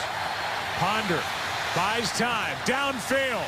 Pass is behind Adrian Peterson. Peterson had his man Brad Jones beaten, but the throw just didn't have enough on it. Now 3rd down and 4. That play was there. It was there, and it was a well-designed play. I mean, they go play action to Adrian Peterson and then let him continue through the line. He's one-on-one on Brad Jones. I like that, and Brad Jones was beat, as you would expect. But I think because of the pressure and him having to slide, he just couldn't get enough arm on it. Now Gerhardt in the backfield with Ponder on 3rd and 4. Ponder going to try and run for it, and he's got it. 1st down across the 35. An 11-yard carry by Christian Ponder as the Packers let him slip away. 1st down. Now, I mentioned it a little bit earlier from what I'd seen of Christian Ponder, and granted, I mean, sometimes protection has not been very good, but boy, he is awfully quick to get out of the pocket and run. Now, that was a good decision in terms of picking up the 1st down, but he has got to improve on some of those things. Peterson breaks through. Another missed tackle. And then Adrian Peterson lays his shoulder into Morgan Burnett. Another big run by Peterson, who is now over 200 yards rushing on the day. That was a 23-yard carry, and they don't have an answer. No, they don't, and you see the way he finishes these runs. I mean, it's going to be a collision. This guy doesn't know what running out of bounds is. You just wonder how long he's going to play in this league, Joe. I mean, he's as tough as they come. I respect him as much as anybody in all of football, the way that he plays the game, but he takes a pounding, and oftentimes it's on his own doing. Ponder looking downfield, has Gerhardt, but throws too high. But a flag for the hit by Tramon Williams.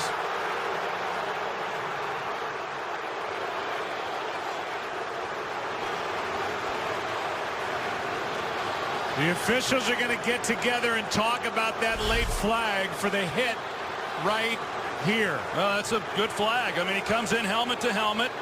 A defenseless receiver. I don't know. There's no argument on that call. Unnecessary roughness defense. Launched himself. Number 38. A hit on a defenseless receiver. 15-yard penalty from the previous spot. First down. Boy, did Ponder miss an open receiver. There's no doubt. And Christian Ponder has got to drive the ball on that throw. He lays it. That should have been an easy completion. They complete the ball, and Gerhardt's able to protect himself.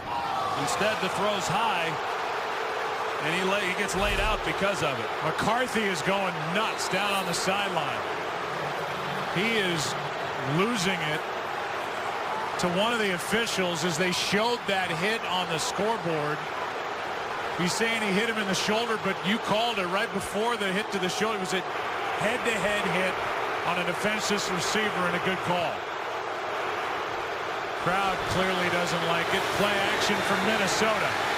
Pass is picked off. His second of the day, Morgan Burnett.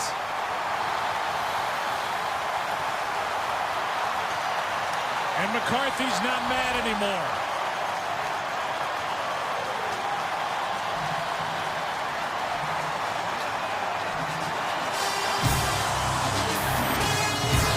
Third quarter is over.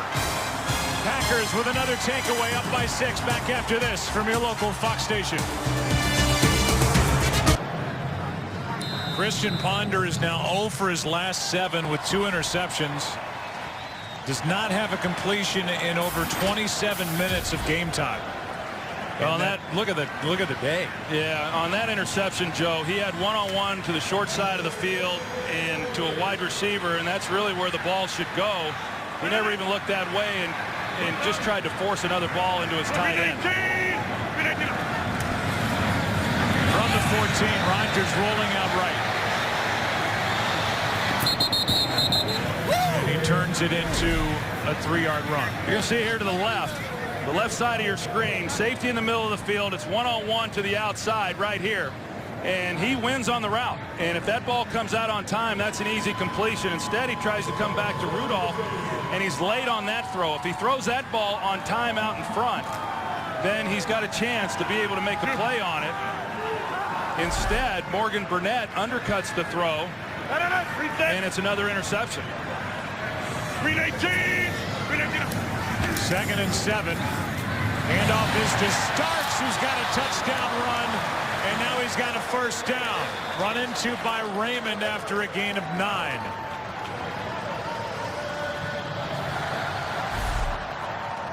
We've seen Adrian Peterson deliver enough blows, and a pretty good collision at the end of this one with Mistrell Raymond coming in and putting the hit on James Starks, but not until after he had picked up a lot of yardage. And it's good to see this Packers offense finally get a little something going in this game with the running game. They're averaging 5 yards a carry. 124 on the day, and a nice run on first down may be eliminated. Holding offense, number 30. 10-yard penalty. Repeat first down. And it is on a hold by John Kuhn.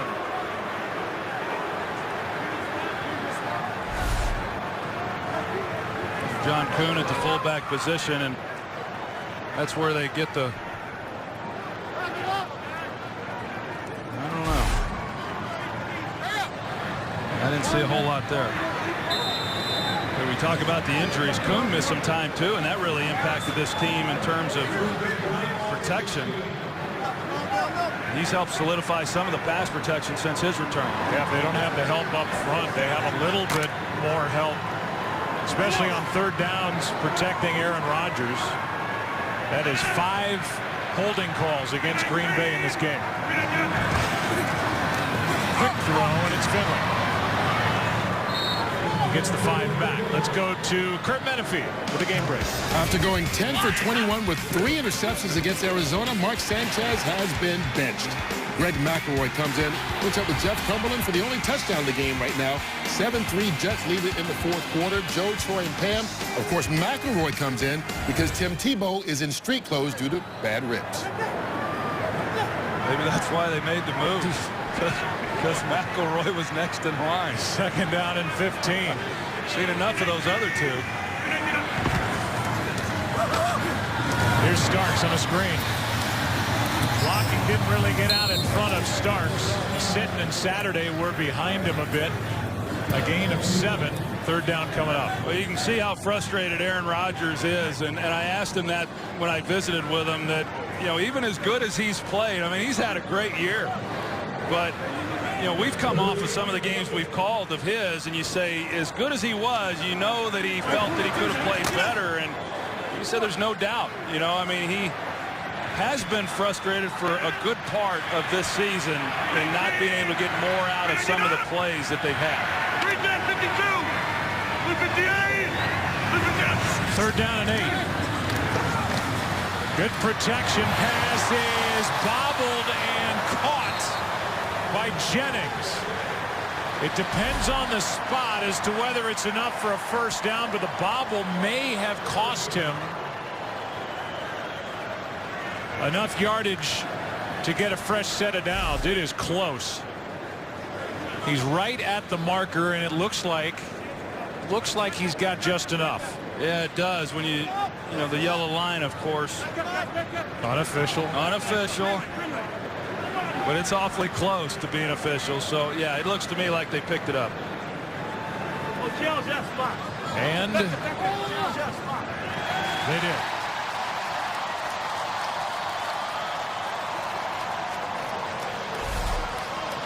Well, you consider that they get the holding penalty on John Kuhn, and yet they're still able to convert and pick up a first down. That's a nice job by them offensively. Packers are known for not only this great air attack, but a lot of drops, and they do not have a drop today. 319. Here's Starks. Tackle made by Brinkley. A gain of 5. We look ahead to next week and a slate of games here on Fox. It's a doubleheader day. Cowboys and Bengals early. The Vikings will host the Bears, and in the late game, the Saints will be in New Jersey to take on the Giants. So they hurry it up, and Starks on 2nd down over the right side gets a few. I was thinking back to what I think you were thinking about with regard to the protection and how that's #1 to McCarthy in this no huddle. He told us, I am out if Aaron Rodgers is not getting protected in the no huddle. That is our first priority. They went to it there on 2nd down. Now huddle up on 3rd and 2. Yeah, you know, Aaron Rodgers had the one interception where he took a shot, you know, on that gadget play with Randall Cobb. But other than that, which I don't even mind the shot that he took, even though it was intercepted, he's been patient. You know, I mean, as frustrated as he's been, he hasn't tried forcing a lot of bad throws. It's 3rd down and 2. Gets out of trouble and will run to pick it up.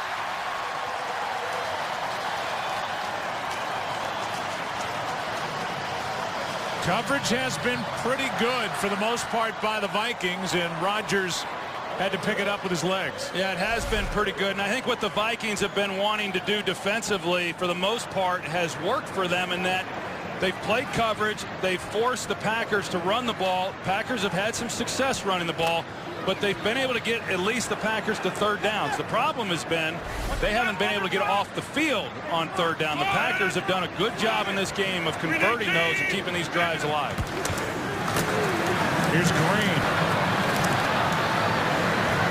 to midfield. Got 3. I mean, what's kind of remarkable, Joe, is looking at this game. If you know, you look when you consider how bad the passing game has been for Minnesota, the fact that they're even still in this game is pretty incredible. It helps that Adrian Peterson has over 200 yards on the ground and had an 82-yard touchdown run. But yeah, they're right there. If they can get a stop defensively at 2nd and 7.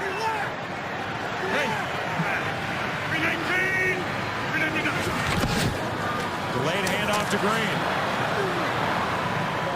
Emerson Griffin on the stop. A gain of 2. Yeah, so now here they've gotten it to 3rd down again, and this is, you know, when you get to this part of the field, this 3rd down becomes pretty big for Minnesota defensively.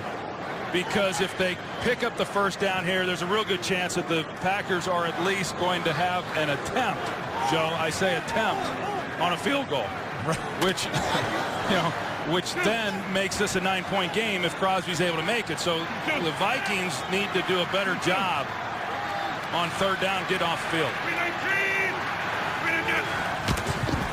It's third down and 5. Pass is caught. First down. And a nice effort by Jermichael Finley.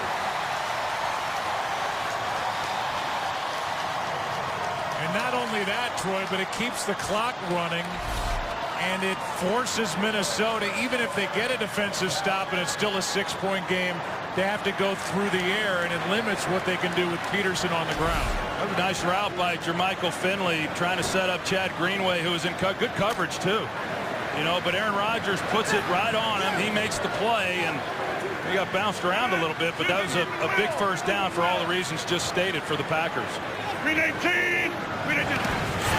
keep it on the ground. Play action. And Rodgers is sacked. Brought down by Jared Allen. He had gone 3 games without a sack. And the guy who had 22 a year ago on a 3-win team brings down Aaron Rodgers. That gives him 8. I think sometimes sacks are a little misleading when you don't have them, as he didn't have, as you said, the last 3 games coming into this game. There's a tendency then to think that he's not playing very well. He's a tenacious pass rusher, and that's why he got the sack there. I mean, this guy's, I know you're going to love this, Joe. This guy's motor never stops, okay? I'm just telling you. He's all day long, and he loves the game, and he's a great player in this league. Play clock is winding down to 1, and the first timeout taken by Green Bay. He's got a high motor. Aikman said it, no doubt about it. Allen with a sack, 2nd and long when we come back. Today's Game on Fox is sponsored by Samsung Galaxy Note 2. The next big thing is here. By Bud Light, the official beer of NFL fans. Here we go. And by Burger King. Come celebrate 55 years of the Whopper sandwich at Burger King, where taste is king. This year in more than 70,000 schools at 1,700 events, and through the creation of youth fitness zones across the country, NFL Play 60 has improved the health of millions of American children through the power of play. Visit NFLrush.com to learn how NFL Play 60 could come to your community. 2nd down and 11 for Green Bay, under 7 to go. Packers lead by 6. Delayed handoff to Starks, and it's not there. Who is there is Fred Evans. And a loss on the play of 2, and now 3rd down and long. Really nice play by Fred Evans right in the middle, and Evan Dietrich Smith, the left guard, was the one right here in the middle of your screen, number 90.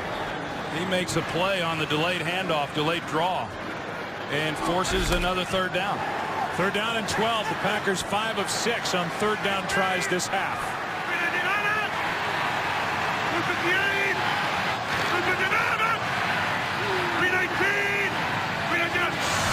Vikings don't come across early. Rodgers throws and completes to Randall Cobb.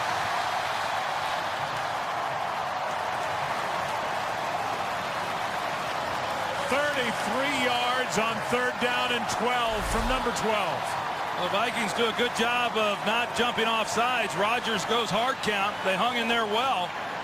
But because he's able to buy some time and keep the play alive and get outside the pocket, it makes it awfully hard on the defensive backs to maintain coverage, and Randall Cobb's able to find a hole within that zone.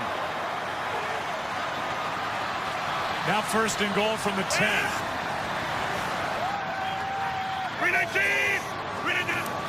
15th play of this drive as Starks gets flipped by Josh Robinson. But that was the crushing 3rd down conversion to Randall Cobb of over 30 yards on 3rd down and 12. Yeah, like I said, I think defensively, you know, this team, the Vikings have played pretty well. But the story for them, as you said, especially in the second half, is just their inability to get off the field. And they got him that time to 3rd and 12. and couldn't get off the field. And now points, a field goal, really put this out of reach for the Vikings.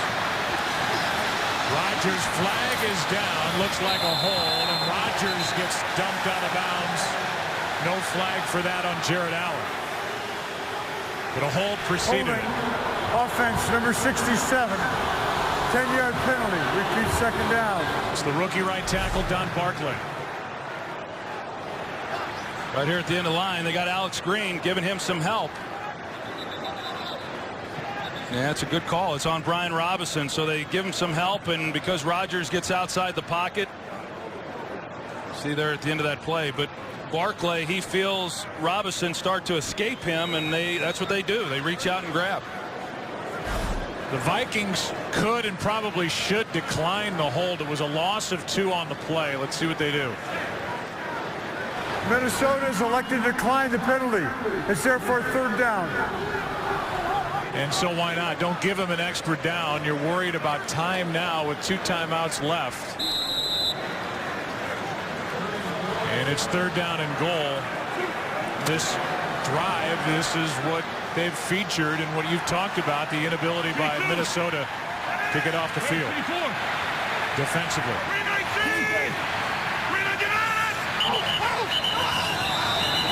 And now false start. Rodgers got one of his own.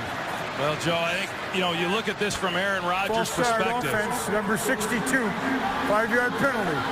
Third down. Tevin Dietrich Smith. But if you're playing quarterback in this game right now for the Packers, what you're saying to yourself is you've got a 6-point lead. And with a chance to make it a 9-point game. And a field goal's huge here, but then you've got a kicker who's really been struggling. Do you try to take a shot then into the end zone, or do you play it close to the vest? I think you still have to play within your game. We'll see what Rodgers does here.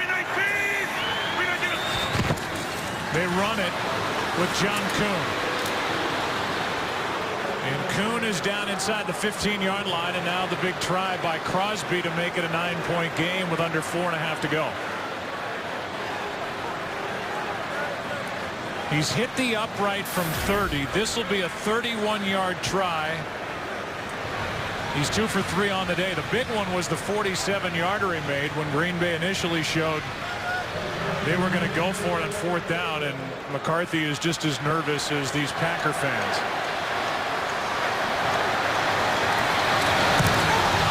And he's perfect. Trying to keep his job, and now he's smiling. Mason Crosby. All is well for the Green Bay Packers, and Crosby up 9. Today's game is sponsored by the all-new Ford Fusion. Go further. Well, they're going to write about the 18-play drive, Troy, we just witnessed that took 11 minutes off the clock. That is the longest drive by time in the NFL this season. It's a great drive. A one-possession game to take time off the clock and extend it to a 2-possession game. It's a great job offensively by Green Bay. 4 for 5 the Packers were on 3rd down on that long drive. The 18-play drive. Now a 9-point game. Christian Ponder, Adrian Peterson back to work here in Green Bay.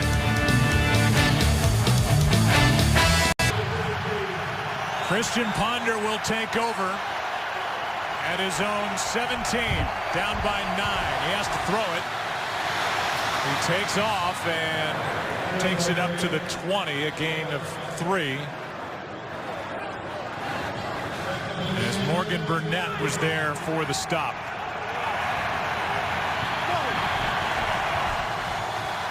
On 2nd down. Floated downfield and almost picked by Williams, trying to get it to Michael Jenkins.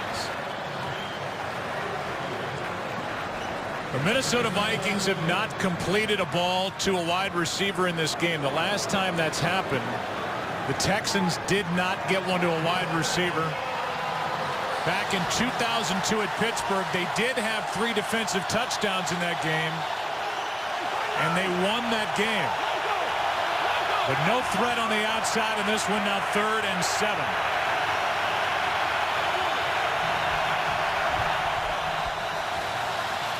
Ponder backpedaling, looking for Rudolph, and he's got him.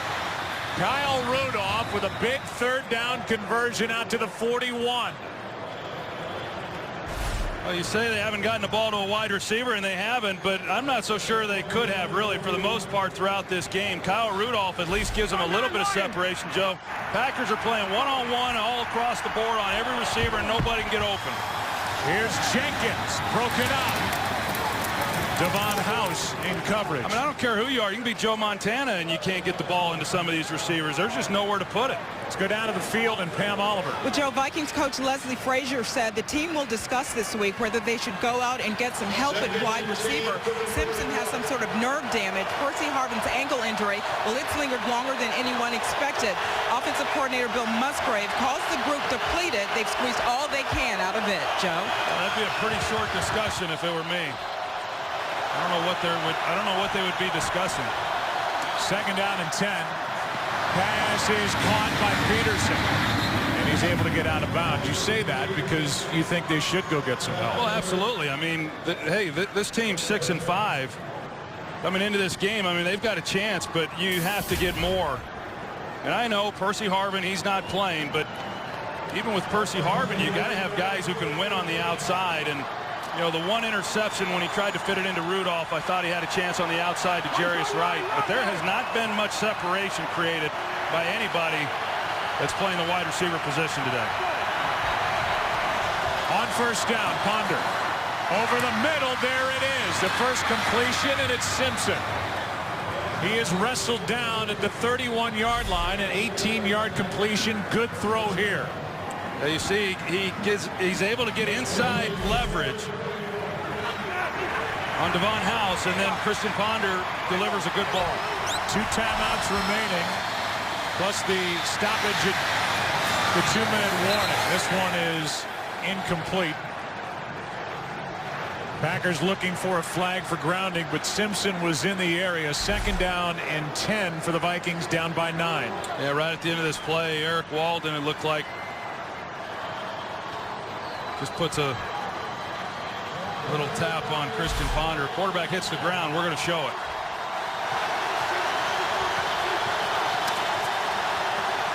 Crowd gets into it on second and 10.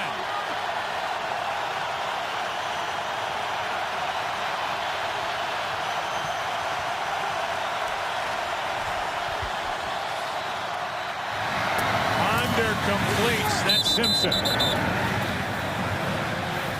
They will mark him out of bounds. They give him forward progress, so the clock continues to wind. Out of bounds after a gain of 7. Coming up on the 2-minute warning. Third down. Pass is incomplete. And now if you need 2 scores to have a chance, you have to kick the field goal on 4th down. Absolutely, and then you give yourself a chance on the onside kick, but no way you can risk it here and try to go for it on 4th down. Be a 42-yard try by the rookie, and he's a good one, Blair Walsh. 6th-round pick out of Georgia. Only missed twice. He's missed 3 times. And that should seal this one. Under 2 to go. Walsh pushes it wide right. And Aaron Rodgers and the Packers on their way to win number 8. Blair Walsh just missed that 42-yard try. Green Bay will take over, and I'll ask you as we watch this next possession for the Packers. Handoff is to Starks. The ground game was good today for Green Bay. I will go back, though, to the injury to T.J. Lang at right tackle. They're playing Don Barclay. They've got issues with quarterback protection. And a big date with the Bears coming up in 2 weekends. We'll talk about that when we come back. Timeout.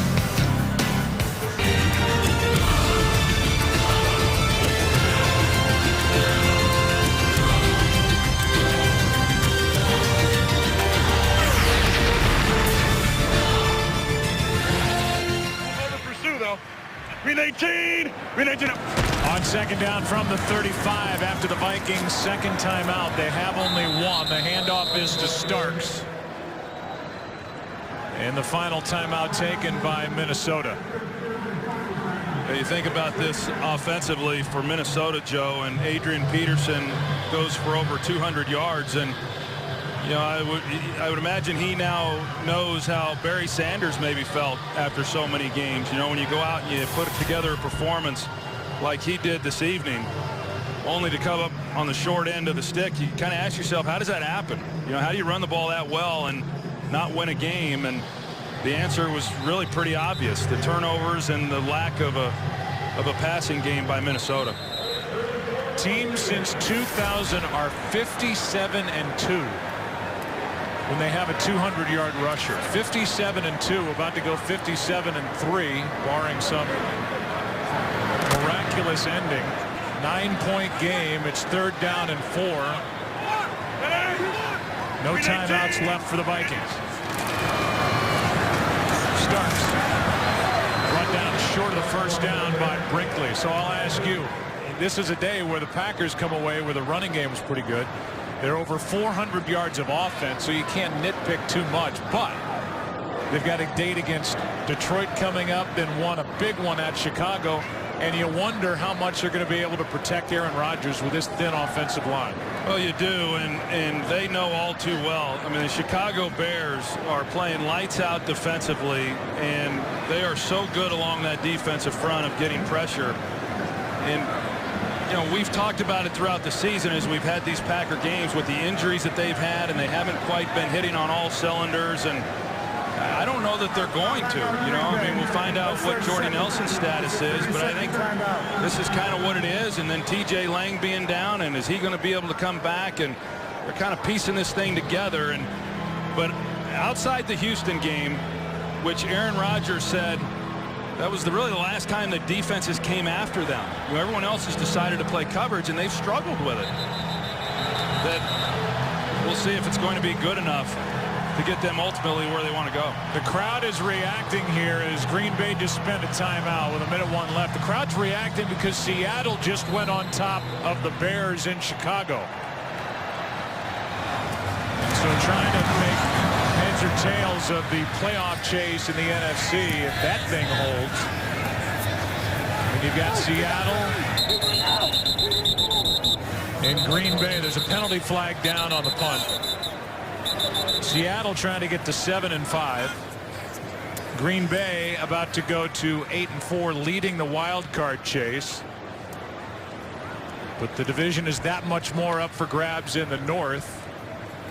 There's still time left in that Chicago game, but Seattle could get just their second road win of the year. Well, yeah, and you know, you're talking about, you know, the wild card picture and how the playoffs are starting to shape up as we move here into the last month of the season. And you know, heck, there could be 3 playoff teams come out of the North. You know, if Seattle is able to win this game and get to 7-5 against the Bears, I mean, you could see that possibly happen. It's pretty interesting in this division. The kicking team went out of bounds, came back in, and was the first to touch the ball.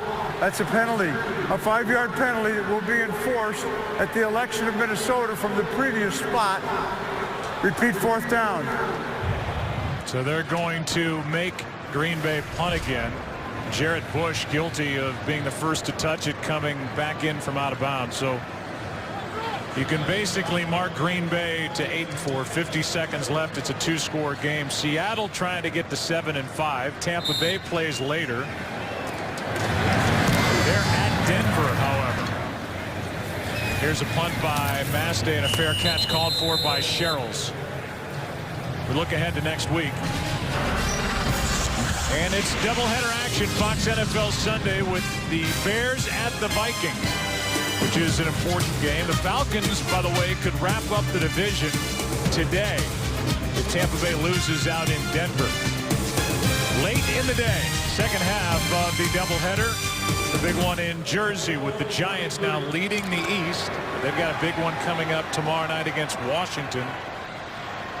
Giants are hosting New Orleans. Starts with a Built Ford Tough Fox NFL Sunday pregame show at noon Eastern, 9 Pacific. Ponder underneath. Rudolph to the 30. No timeouts left for Minnesota. The Lowe's post-game show is coming up after football.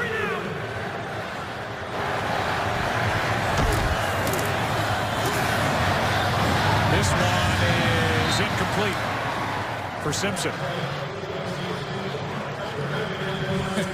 Meanwhile, in St. Louis, the Rams have just tied the 49ers 13-13. They've already tied once this season, and they're headed to overtime in St. Louis, the 49ers and the Rams. The Rams, it's been a tough year for them, but defensively they have really played some teams tough. Yeah, and they've really taken a step forward, obviously, under Jeff Fisher. Out of the backfield, Gerhardt has got a first down, a third down conversion, but only 15 seconds left. So Minnesota, they've got the toughest remaining schedule across the NFL. They're at home against Chicago, at St. Louis, maybe a winnable game, at Houston, and then they end the season by hosting Green Bay. So it is going to be a tough road. Here's Jarius Wright. And that could do it. First down at midfield, under 5 to go. This game belongs to Green Bay. A final of 23-14. Packers are 8-4. And at the end of the day, they may be tied atop the division with Chicago. Let's send you there.